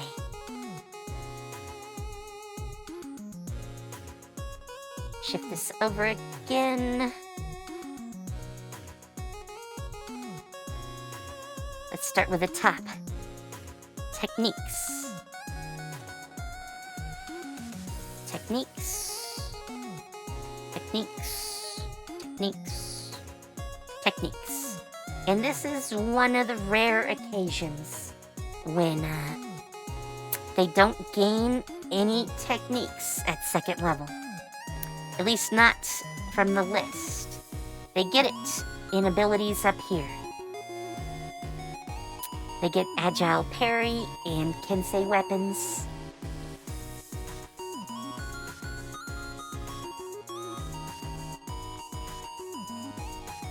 But, yeah, they're a little bit different because of that. They still are very strong, though. Let's back out of there and grab the Kensei abilities, which is a very big list. A very big list.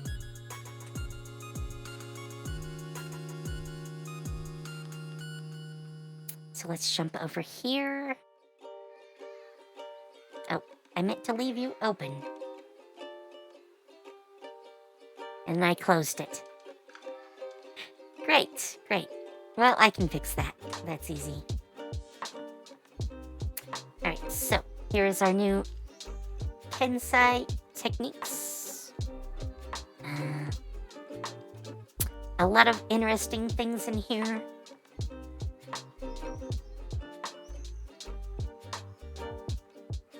Some of these I might have to relook at because of core abilities, like Sharpen the Blade.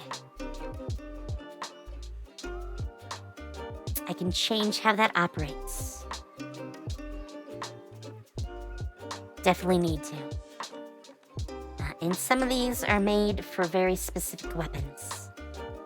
So.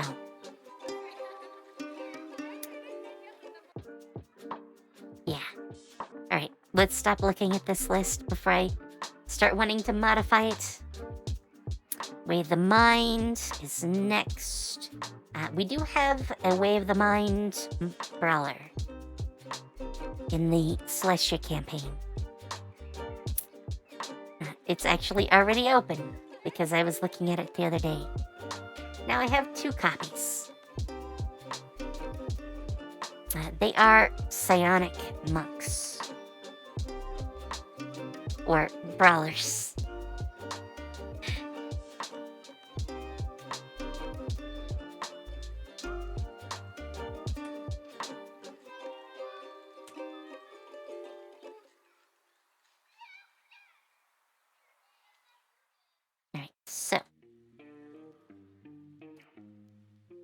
renamed all those. Now we can add mind techniques.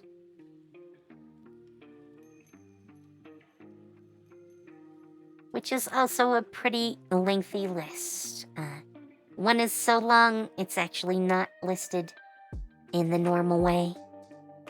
And I'm gonna have to go and adjust that a little bit.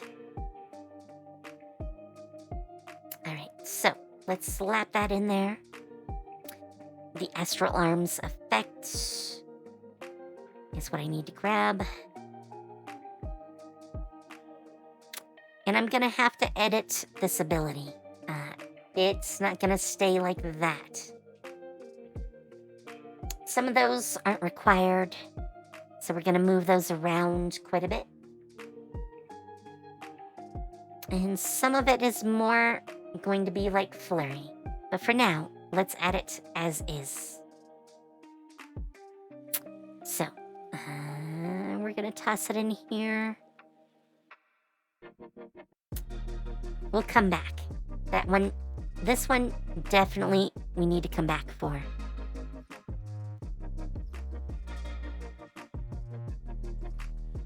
Alright, War Brawler.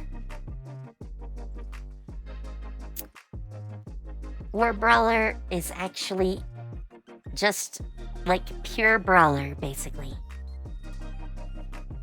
All Brawler, all the time.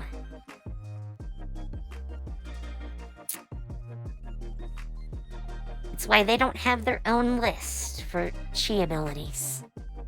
They just get more chi abilities. They get a couple of base abilities too. Light Walk, Flow of Battle,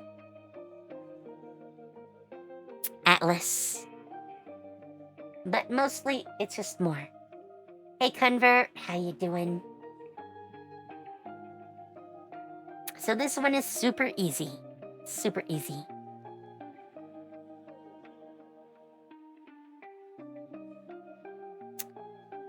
Alright. That is literally everything for that one. Nature Path Brawler. Probably one of my favorites. Nature Path Brawlers are heavily inspired by a Pathfinder class called Kineticist. I thought Kineticist would be a good choice to combine with monks.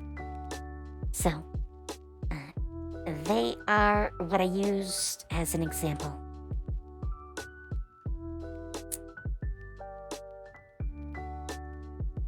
It does make it a little more complex, though. Because there are more things that you end up having.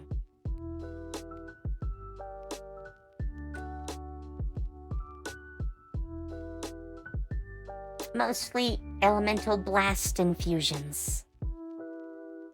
And you need to pick an element, so...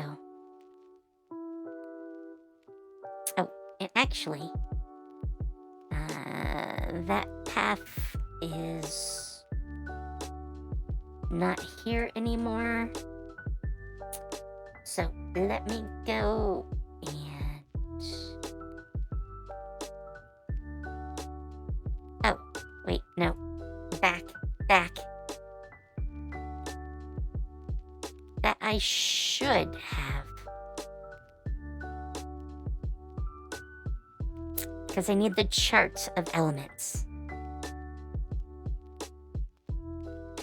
Yeah, because it's mirroring Kineticist, we actually have this chart. This chart gives primary elements and expanded elements, as well as what type of damage they can deal. So, lots of options here. We need nature techniques.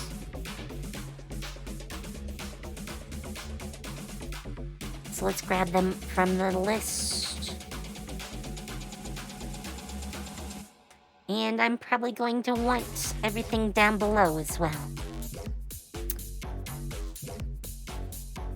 And I'm probably also going to want our other header for this.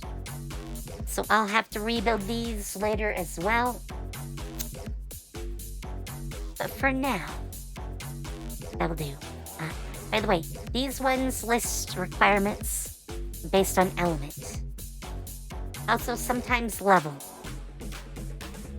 So, a little bit different. Alright.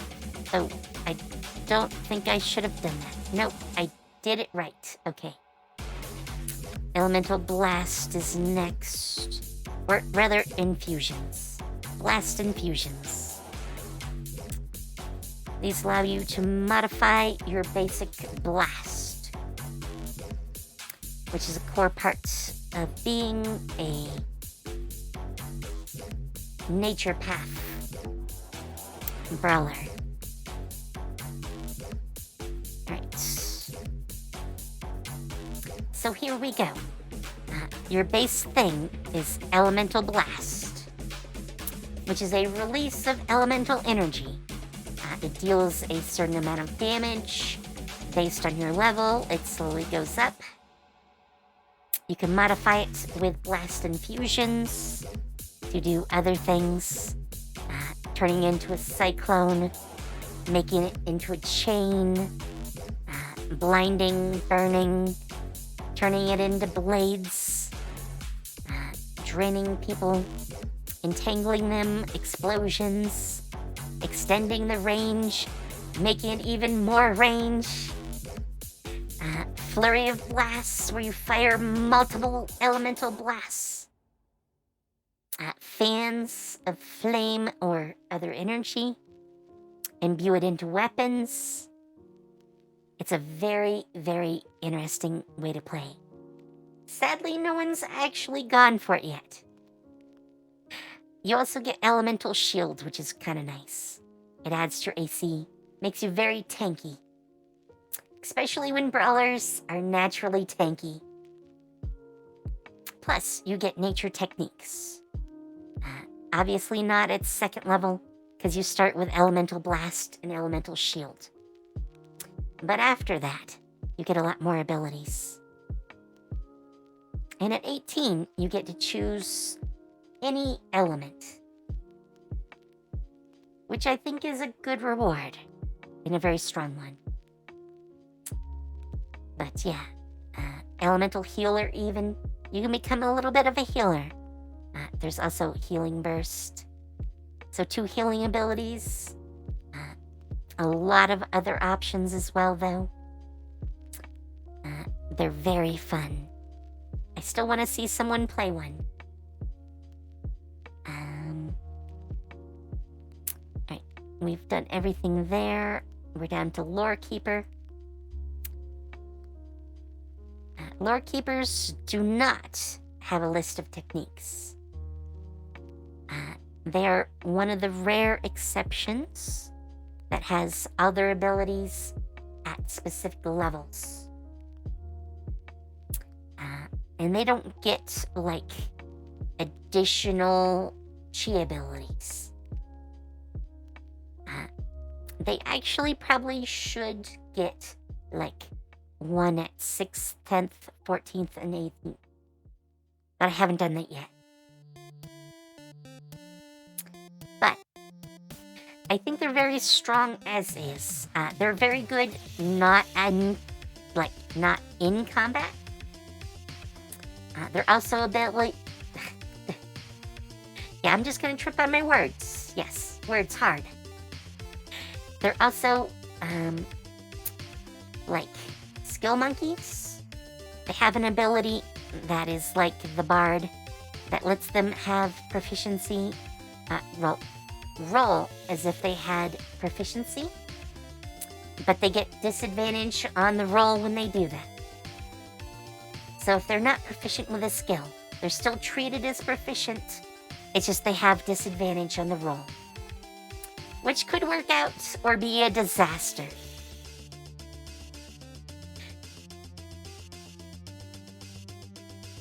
But it is still very strong. So, yeah. Dragon Brawler. This one is another unique one, specific to Celestia. So we're gonna grab this. Dragon Brawlers were trained by the Dragon Lords, Kings, whatever you want to call them, in ancient times, to one of the most powerful kingdoms around. Each city was controlled by its own dragon. And Dragon Brawlers were the elite fighters of the Dragon Kings. It's actually why they gain a different sort of ability at 6th. At 6th, rather than wearing no armor, they actually get an increase to the durability of their armor, because they wear armor. Alright, let us go and add our list of dragon techniques.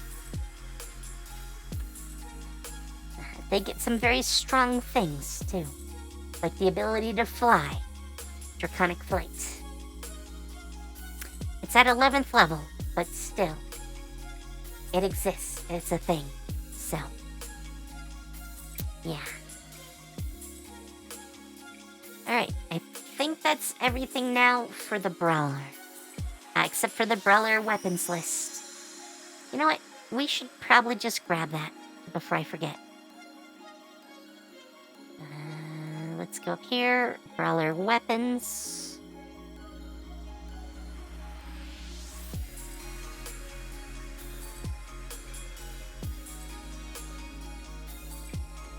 There we go. Do I have... Yes, I do have some notes. Let's just carry those over in case I need any of them. And here is... Oh, well, this is obviously going to need a lot of work.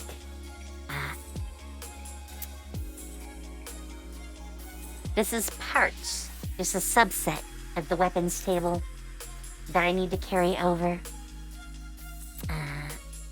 Yeah. Lots of these need descriptions. In fact, in the end, they should all have a description, which is what you click on when you get, well, what you get when you click on their name. And then the type. Most are going to be in multiple classes. Bladed weapons are most of your swords, daggers, that sort of thing. Hand weapons cover the hand, like cestus, or like iron knuckles, or brass knuckles, whatever you want to call them. Thrown weapons is a category. Chakram fits into 2, actually. And of course, then you still have simple and advanced melee weapons, and sometimes ranged weapons, which replaces the normal 5e simple and martial weapons. It's now simple and advanced. But all you have to do is have one of the types that the weapon fits into as proficiency, and you become proficient. So, but I added these extra categories like bladed weapons, hand weapons, thrown weapons, so I can make it a little more unique.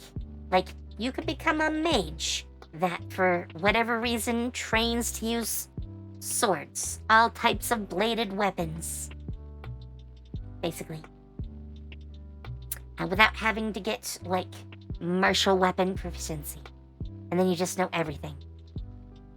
I don't like how that works, so I altered it. But here are our brawler weapons. So, monks, which is what brawlers basically are an advanced form of, now get kusaris, kusarigamas, kusari chutes, combat fans, chakram, cestus, bladed hands, balisongs, meter hammers, rope darts, sais, slings, also short sword, mace, longsword, which you will not see in the 5e list. But if you look at weapons that traditional monks used to fight with, like you'd find at like a Chinese martial monastery, they're gonna use long swords, maces, short swords, a lot of exotic ones like the meteor hammer as well. So much more fitting. So that is now the Brawler. I think we have all the pages in place. We still need to definitely go back and work on it some more. But all the basics are there, and I can finally get rid of this page. We don't need Slayer up at the moment. And we can check our archetypes. Now we have Brawler on there. So, which way do you think we should go? We can work on another type. There are Spellblades, basically the non-religious type of paladin. That is what a Spellblade is. Sages, which are sort of like bards in the role they play. Much more of a support, like spellcaster and like knowledge hobo. Alchemist, obviously. You know what? Let's go into Alchemist. That is an interesting one to pull up here.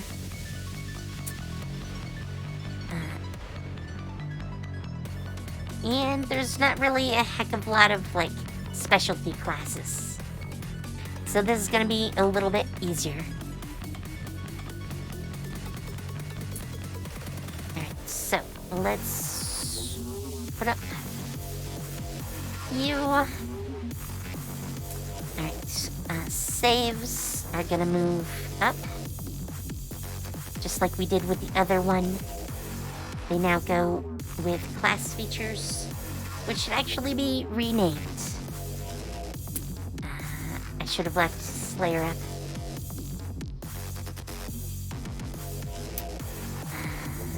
Tools. Definitely need to redo the names of these. So, core skills is this one. That's gonna go up a little bit. Tools is now craft skills.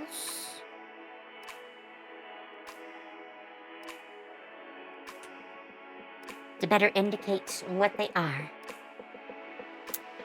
Then we have language skills. And we're not going to add any of those to Alchemist, so that's going to stay empty. Alright, proficiency bonus should be competency. And really, that doesn't need to be there, but we're going to leave it there for now. Feats, we're throwing out all the feats. So, leave those blank. Feats are part of your character level, just like I described before. So, all of those need to be tossed out.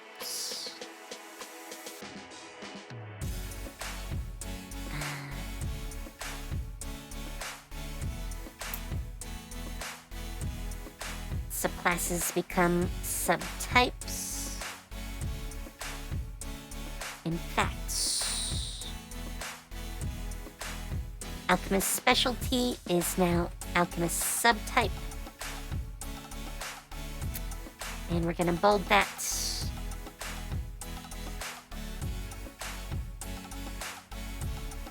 Slap it in here. And in here. And right here.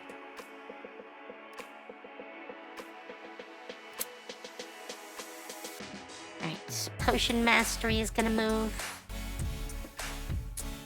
potion mastery should probably be at least 19. Alright. I think that's all the basics we need to change. So, we can now save this. This is all looking okay. They're a little down in abilities. I definitely need to add some more abilities to Alchemist. Potions known, I still need to work out. I'm thinking that's going to be int-based. So we don't have anything listed there yet. Well, I'll probably do it competency plus int. So you know, at least two potions to start. Plus whatever int is. Alright, let's carry over the abilities. Potion creation. Which is a big wall of text.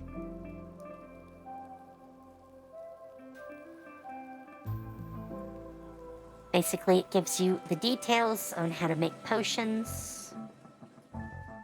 There are lots of innate potions. If you know Herbalism Kit, I have an entire list of potions you can make using Alchemist tools in Herbalism. I might have it up even.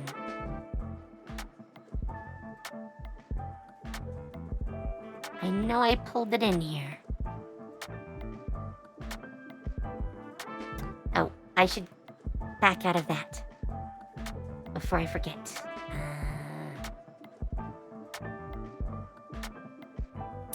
Alright. Well, it is probably here. I've done so many different things lately, I do not see it off the top of my head. The 5e one, I know I have up, so I can show you that. This is the toolkits of Celestia. Alchemist kit right here with all the potions. All the potions.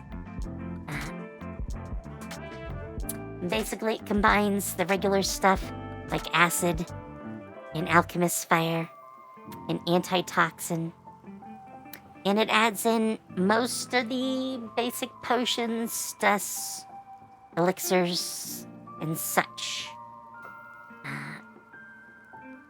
As well as some specific ones with level requirements.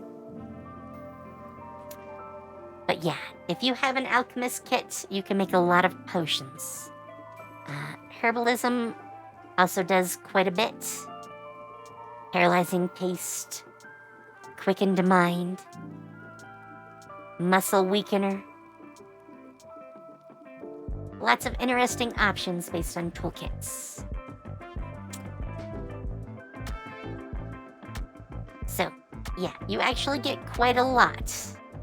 Throwing ability, also part of Alchemist base. It makes throwing potions basically have a very set, like, range. Kind of like you were throwing, like a dagger. In fact, they're very similar to the range for daggers. They're considered improvised ranged weapons. But yeah, you have that, so you can now throw your potions at people. Combat, like offensive spells as potions. Those are considered grenades. And very handy to have. I won't go too much into what alchemists gain in Celestia. As far as what their potions can do. But basically, they can make a potion version of about any spell within some restrictions. They also can use their potions to create homunculuses, which are basically familiars, and will use the familiar system once I finish it. They get a potion level and a potion slot system. So obviously, you can make potions of up to whatever level, which is the effective spell level for spells. And the potion slots are the number of slots or magical potential you can spend in a day. Which actually means you can store them up for a while. So you could actually have a lot of potions on hand. I mean, at level 7, you could have 5 potions a day that you're making. And you can make, well, you can keep your potions for up to 7 days. So, 5 potions or doses of potions each day for 5 days. So that's 25 potions you could have. That is a lot. Alchemical Savant is the next ability.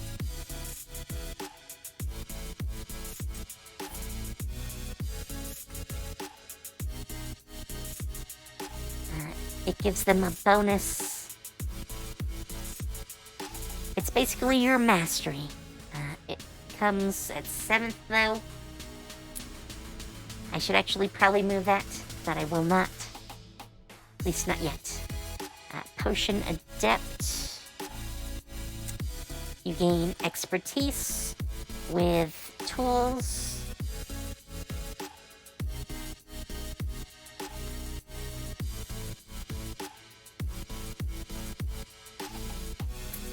Let's update the page. Potion Experimentation.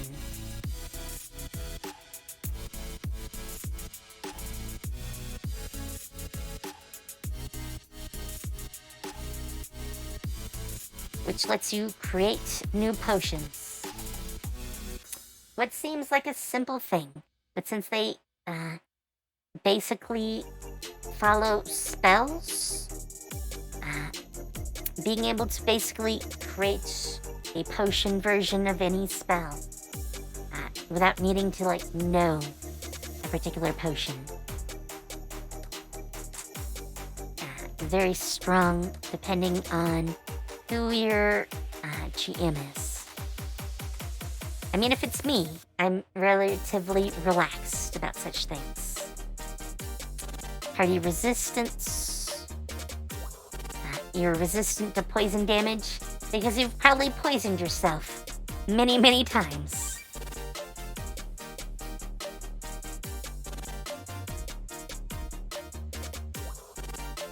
Alright. Alchemical Casting.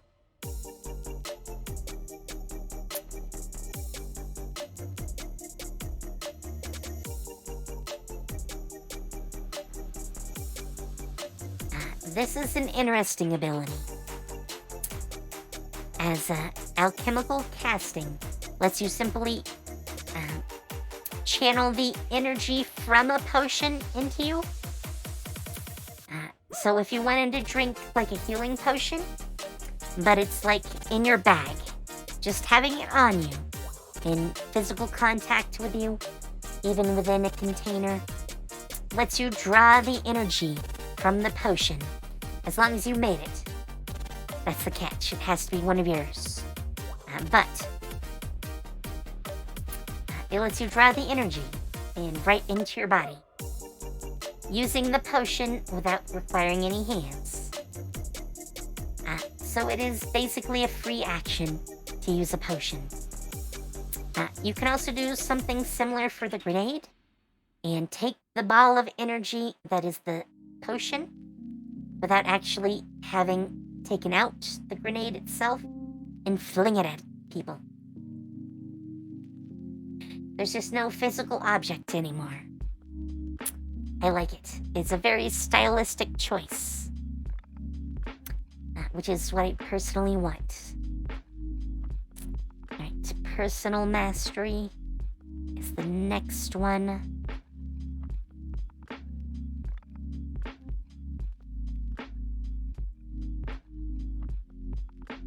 Which doubles the effectiveness of potions that apply temper HP, recover HP, or cure exhaustion. Very useful as well. Potion Mastery is the final one.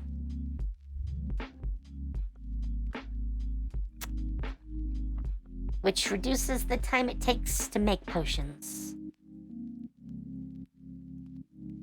down to just 10 minutes.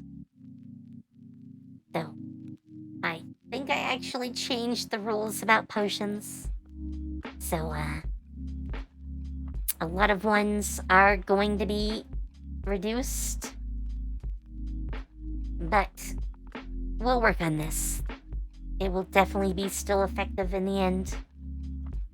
Alright, let's get to the subtypes. Master Alchemist.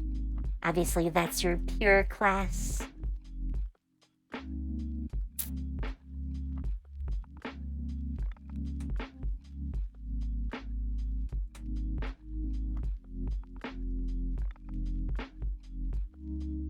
Lots of different things to make it much easier to make potions and to use them. Like combining potions when you're creating them. Efficient alchemy to reduce the taxingness of creating them. Relaxed requirements. Improbable elixirs. Ones you normally wouldn't have the ability to create because they're above level 5. As a Master Alchemist, you can potentially make them. It's just a harder and harder Arcana check. So you can exceed your limits. There's obviously a cost to that as well. But I think it's a fun addition. Now you have the Grenadier. Obviously, Grenadier is the one who specializes in throwing offensive magical potions.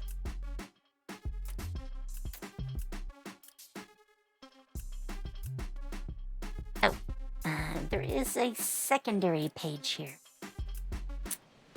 Oh wow, basic grenades.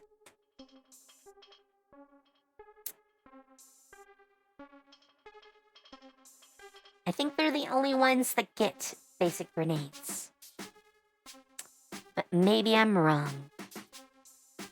Oops, I should have closed the page already. But they get alchemical grenades, which includes the basic grenades list. They can add smoke effects to any potion they make. Debilitating grenades, where their grenade not only does an effect, but now adds a debilitating property.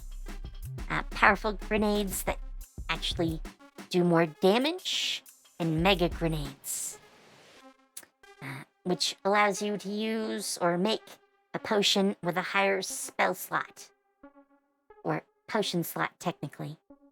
So you could make a really powerful fireball with a 5th level slot. Just like you could with a spell. I have never finished Biomancer. So I really should at some point. Let me throw all my notes in here though. Biomancers are alchemists who modify themselves through potions. Which is why it's not finished. I never finished working on that. Balancing them was proving difficult. Oh, actually, there might be another page in there I need to grab. Let me pull that back up.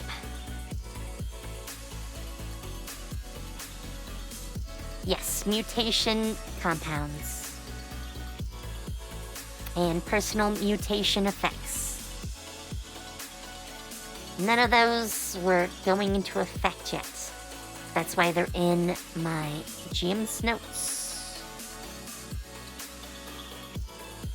But the pages exist. So, let us add the pages.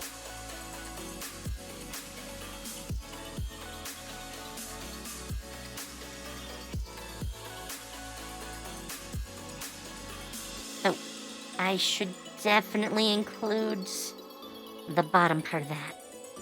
Did I miss anything on the other? That is a big question. Alright, well, I got those.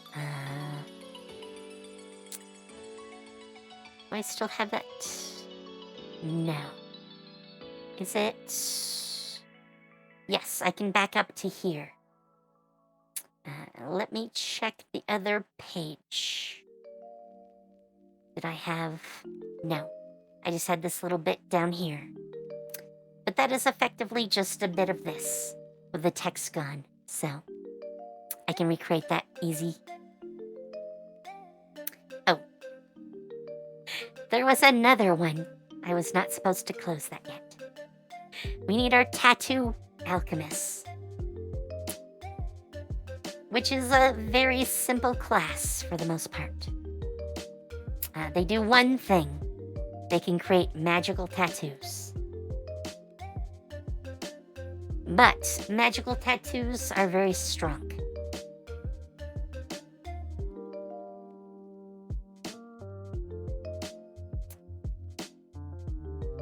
And I was building a whole system of tattoos.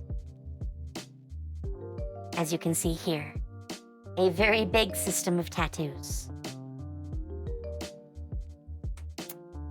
With a lot of very strong effects.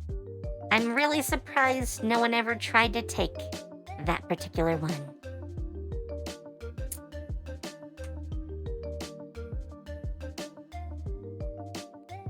But yeah, as a tattoo alchemist, you not only learn how to do tattoos, but to impart spells into your tattoos. Absorbing tattoos that let you have resistance to one type of energy. Animated tattoos, which is more a minor thing. They show animation loops. You can have like moving tendrils as a tattoo. Yeah, not a big thing, but you know, it can be creepy having moving tattoos on your body. And you can activate them, so they're not necessarily always on. Use them for the freak out effect. Lots of different ones. A lot of them, like the cantrip ones, there's actually a whole series of them that let you store a single spell as a tattoo. Kind of like using potions, but they're in tattoo form. So you have magical symbols on your body, and you can activate those to cast spells.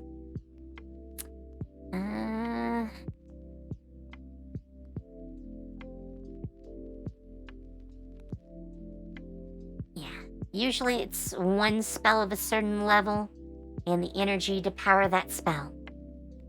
But you can, especially as a tattoo alchemist, have dozens. So you may only be able to cast them once per day per tattoo. But you might have a lot of them. Also other effects, obviously. Speaking to the dead.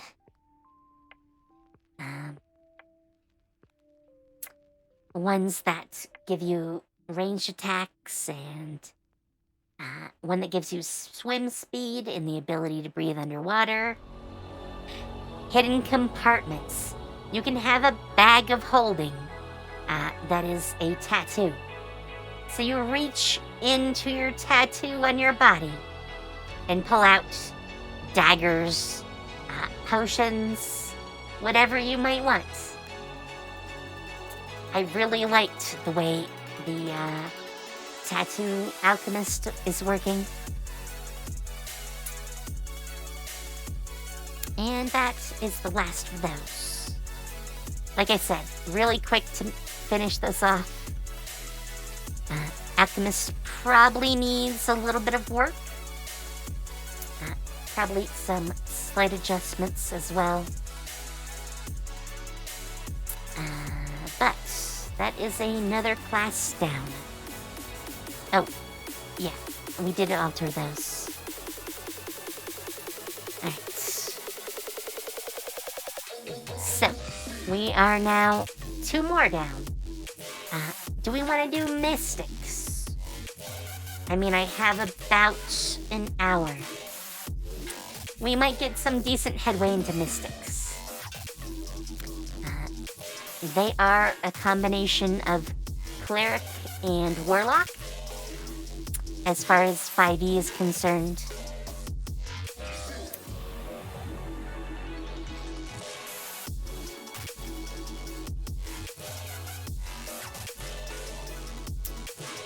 So, I like how it turned out.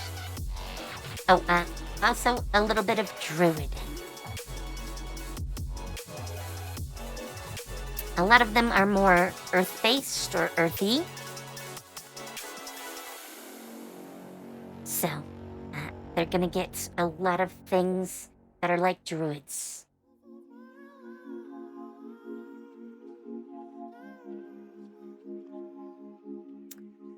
You know what? I'm just gonna grab the core skills, craft skills, that sort of thing. And we're gonna slot those in right there, and then I'm gonna move these around.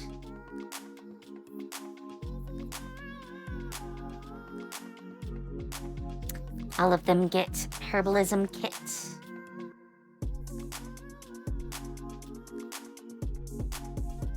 No linguistics.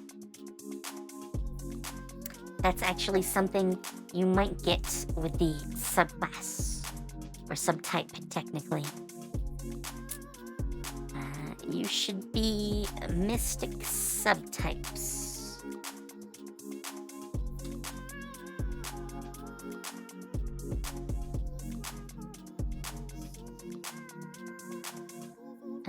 I'm also gonna grab my notes.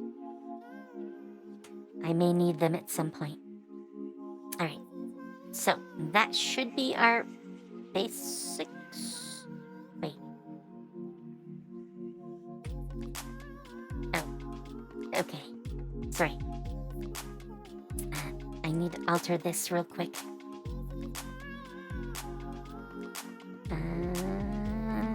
Alchemist Archetype.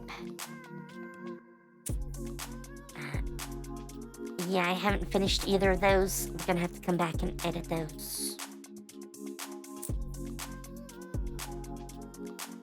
Alright, obviously, core feature is spellcasting.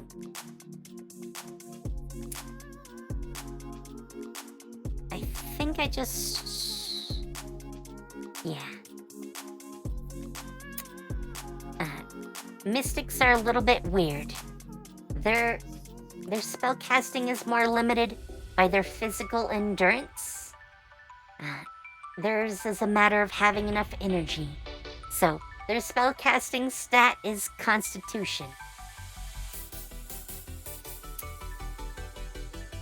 Which makes them very tanky, because almost everyone is going to have a high con.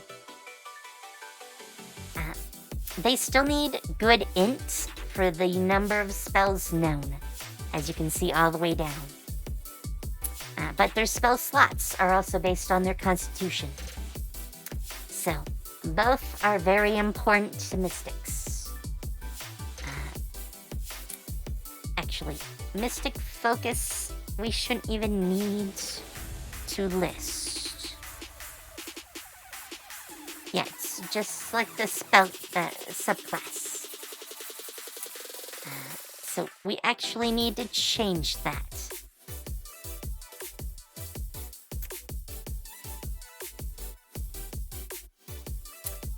is no longer that. That is Mystic Subtype. Get rid of the ability improvements. That is also replaced. Get rid of the ability improvements.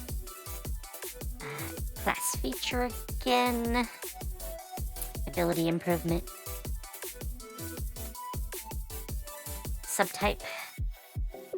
Ability improvement. Subtype.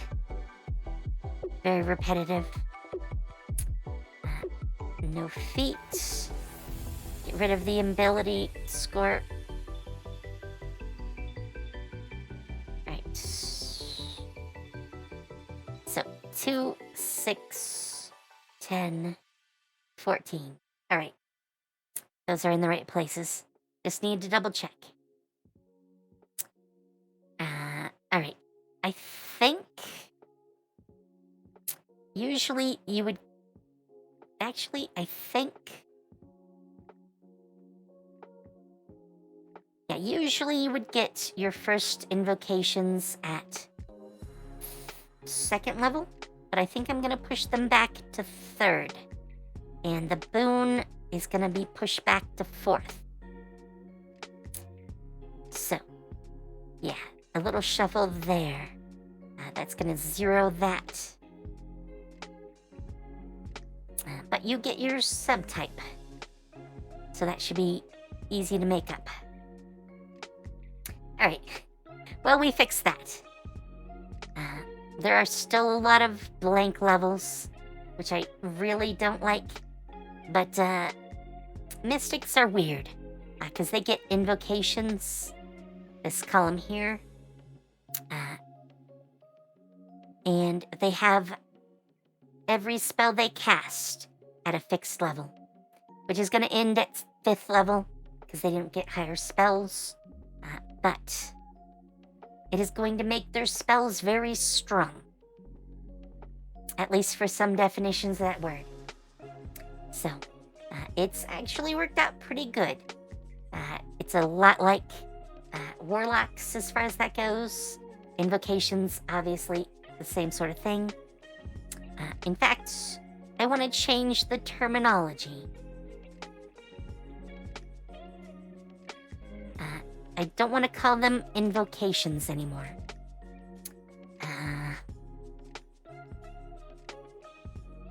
What do I want to call them?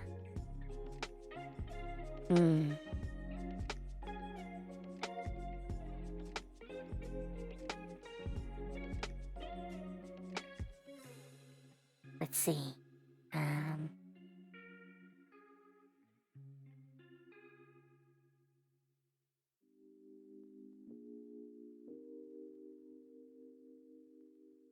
I use invocations on something else. So I don't really want to use the word again. So I'd rather change it here. But what to call it? That is the problem.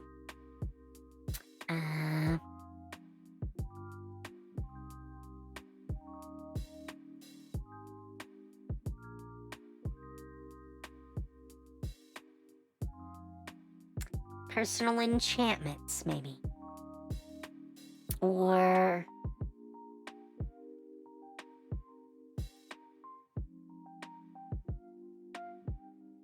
I don't want to call them innate spells because they're not all spells. Actually, mystic enhancements.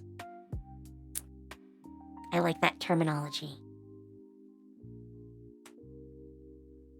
Boon, I can still see using that term. You know what? Actually, let's call them a focus. So it will be mystic focus rather than boon. And I'll have to keep that in mind in the subclasses. But now we get a list of mystic enhancements. I'm gonna have to change this page a lot.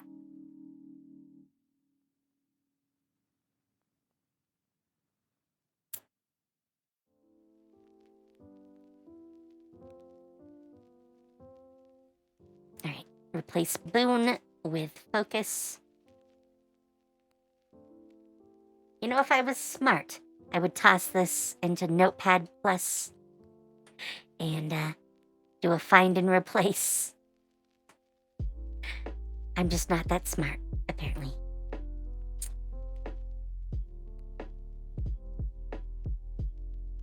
Right, now enhancements. Oh, that is not enhancements.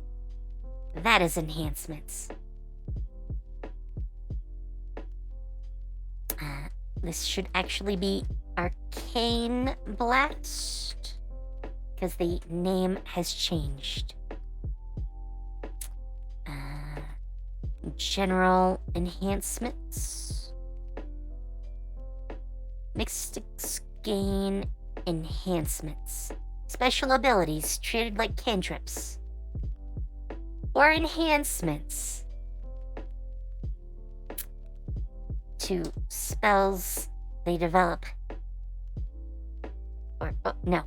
Enhancements to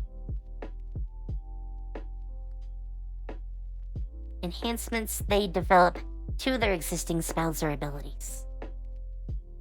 Alright. Alright, I think that all makes sense now. Obviously, we're gonna have to work on these spells some, so I'm probably gonna change the look of this page. It is probably going to look a bit like what we did for, like, the chi abilities. More categories. More categories. Definitely. So we will have, like, range and everything. That way, I don't have to, you know, like, have you look at comprehend languages.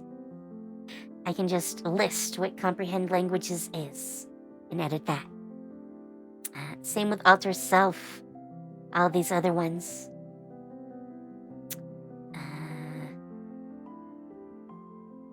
Yeah, we'll leave these in place for now. Obviously, the terminology is going to change. And when I fix it elsewhere, it should fix it. No, it won't fix it here. But it will let us easily fix it here. Once I have them in place on the other part. Alright. So that's enhancements. Let us do the next part. Boons.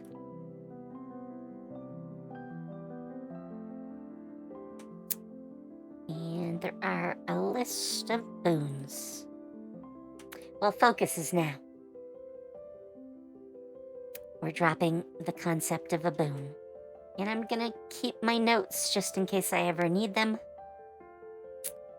Alright. Oh. We know this page. Let's link to the correct page. Mystic enhancements. And these all need to be called focus. So, blade focus, familiar focus, spectral focus, talisman focus, token focus, or tomb focus. There we go.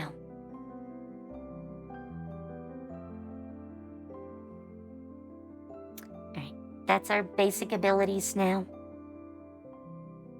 A lot of Mystic is wrapped up in their subtypes.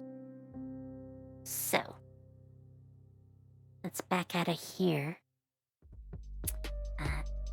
Mystic spell secrets. Basically, these are one spell above 5th level that they get to learn. And they gain a new one of a higher level at certain different levels. So, there we have our note, and that is all of those. Basically at 11th, 13th, 15th, and 17th. they gain higher level spells, but only one slot. And they can't upcast those, so much more limited. Alright, here is our subtypes, which I have listed twice.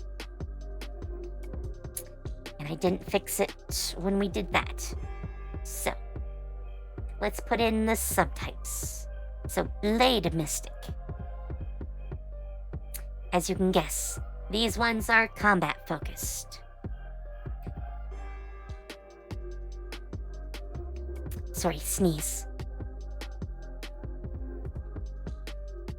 Alright, we are going to grab these.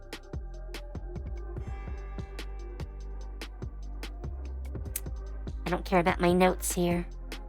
I don't even know where that comes from.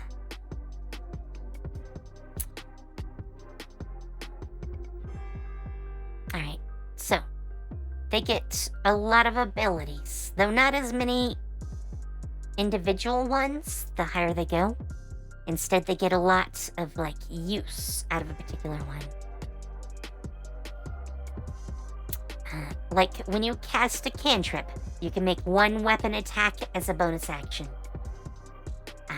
That obviously is going to change a bit, but it's still an interesting aspect, definitely. And gives you, effectively, like, extra attack, even though mystics don't get extra attack. In fact, the way this will work, I think when we change it for Celestia, rather than 5e, is that it will be like extra attack. It's just that your extra attack is very specific. Alright. Blade Mystics, though, are your combat-focused ones. Your Radiant Mystic is next.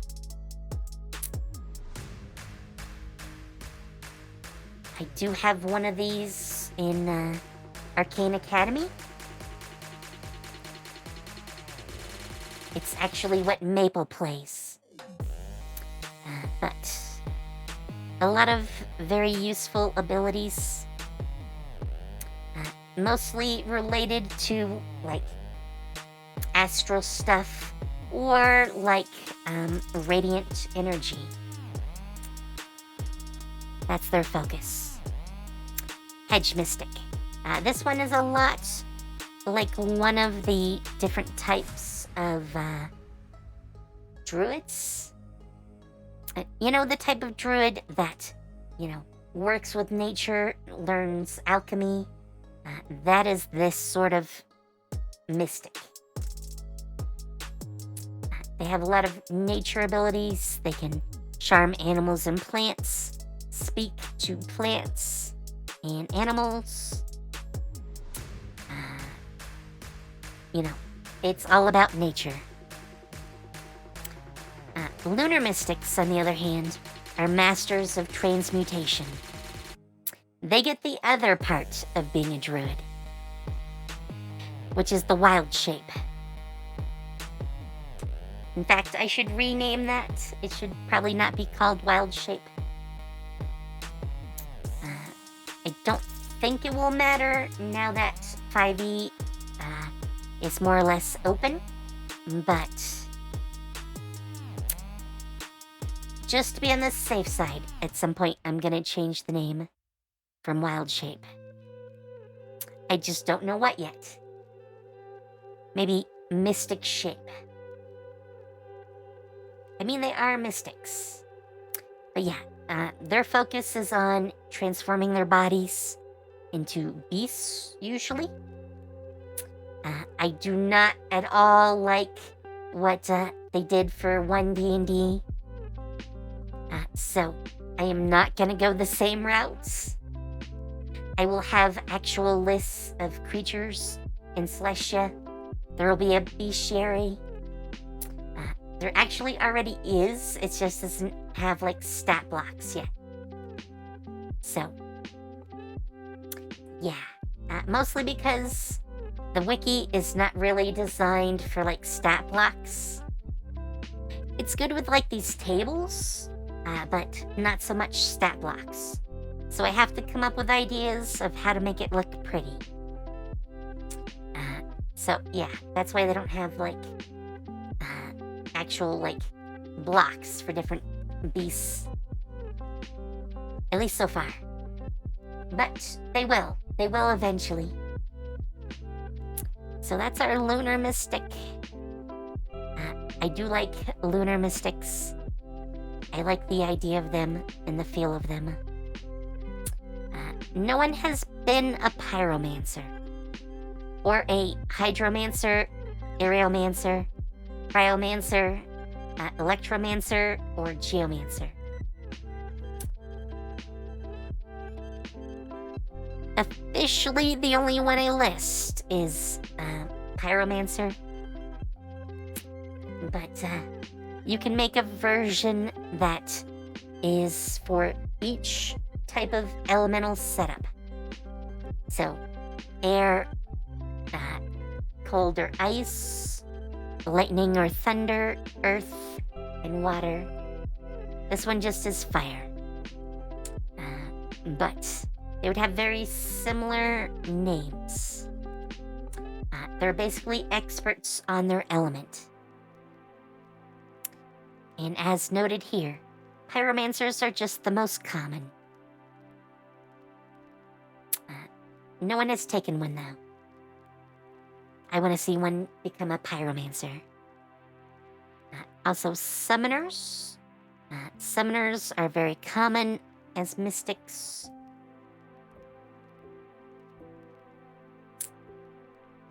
Mostly because they have lower power. So. That's going to go in here. They're specialists with ritual spells and get abilities to help with their summons. In fact, they get totems, spirit totems they can summon as one of their aspects. And each of those has unique effects, doing different things. The Witch. Oops. That's not the same page. They are masters of curses and hexes. Specifically, there is a curse spell. I think I can show it to you. Yes, curse. There's actually a list of curses. Like the Bane curse, or the Deafness curse, or the Fear curse, the Sickness curse, the Blindness curse, the Hunger curse. But you get the point. And some require different spell levels to be cast. But that is definitely the spell for our Witch Mystic. They also get some other things, like Living Grimoire. They have basically their mystic focus chosen for them. So,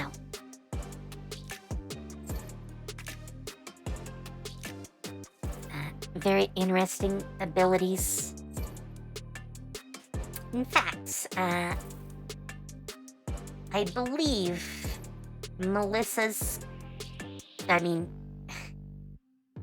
Lily's character, who I think is Melissa in Arcane Academy, is a witch mystic. And if Lily was actually able to attend right now, she would start to get some of these new abilities. But unfortunately, hasn't been able to be there because of work lately. But it does mean they're back in the other slasher campaign. So, there is that. Alright, Weather Mystic. Obviously, you can tell what a Weather Mystic does. That is very obvious. Weather Mystics manipulate the weather. And in fact, they get access to weather spells. And can manipulate the weather, weaponize the weather, ride the storm, which lets them fly within their own storms. At least up to 1 hour. Also, obviously, at lower levels, they know what the weather is going to be like, and they get some other abilities related to that. Alright, Primal Beast Mystic, which I think is going to be the last one for now.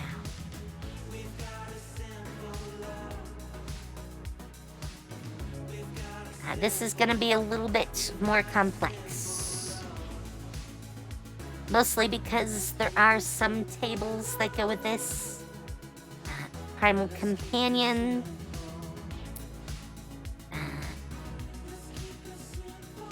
Which is a stat block.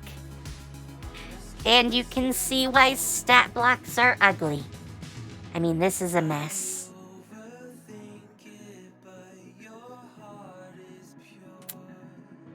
But yeah, they have a stat block. We'll work on these later. Oh, wait. Do I... Yeah, the trait table is the other parts. Oh, come on. Stop. Alright.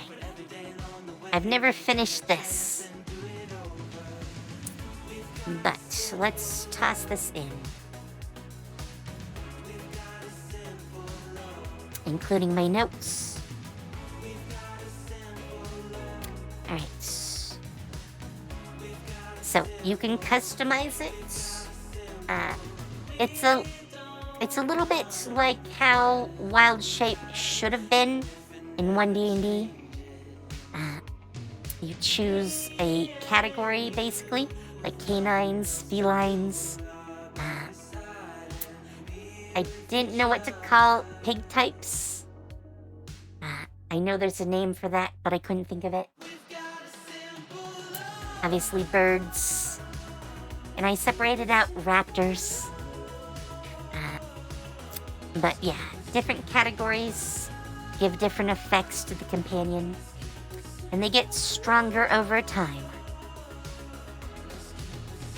So, yeah, your animal grows from like a mastiff to a barricos, which is a much larger, like rideable animal, to a dire wolf, to a legendary wolf. It's a fun type, definitely. Alright, we can go back. That should be everything for here.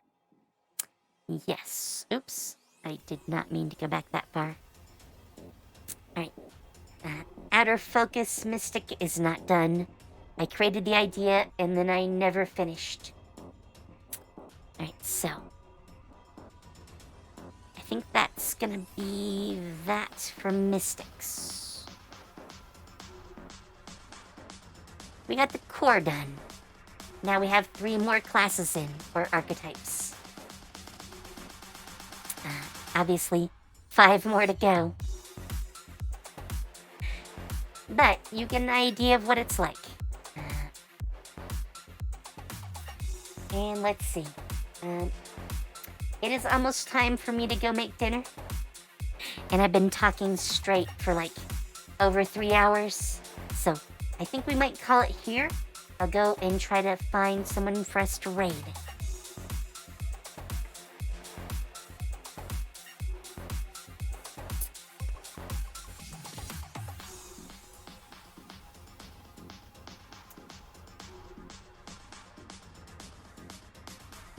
Let's see.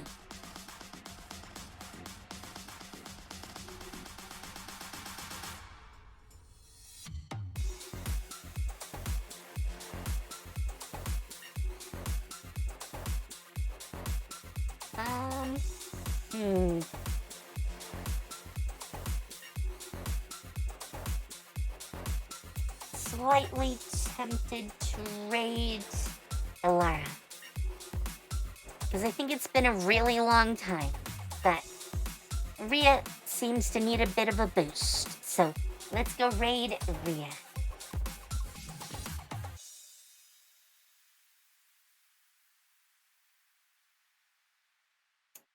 Alright. So, tomorrow is Celestia, the main campaign. So you can get to see some of the classes, or at least the hybrid 5e Celestia mix. Hey, Saint of Ether. Yes, you have that sort of timing. I'm sorry. My throat is starting to wear out. I've been talking almost 3 hours and 20 minutes at this point. So I'm sorry. Usually I would go a little bit longer.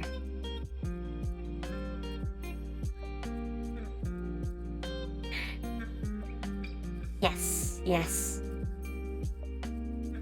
It happens. But yeah. As I was gonna say, tomorrow is Celestia, and Monday we'll be starting a new game. I don't know what it is yet. No clue. I need to think about it tomorrow. So with that said, have fun, take care, and I'll see you later. Bye.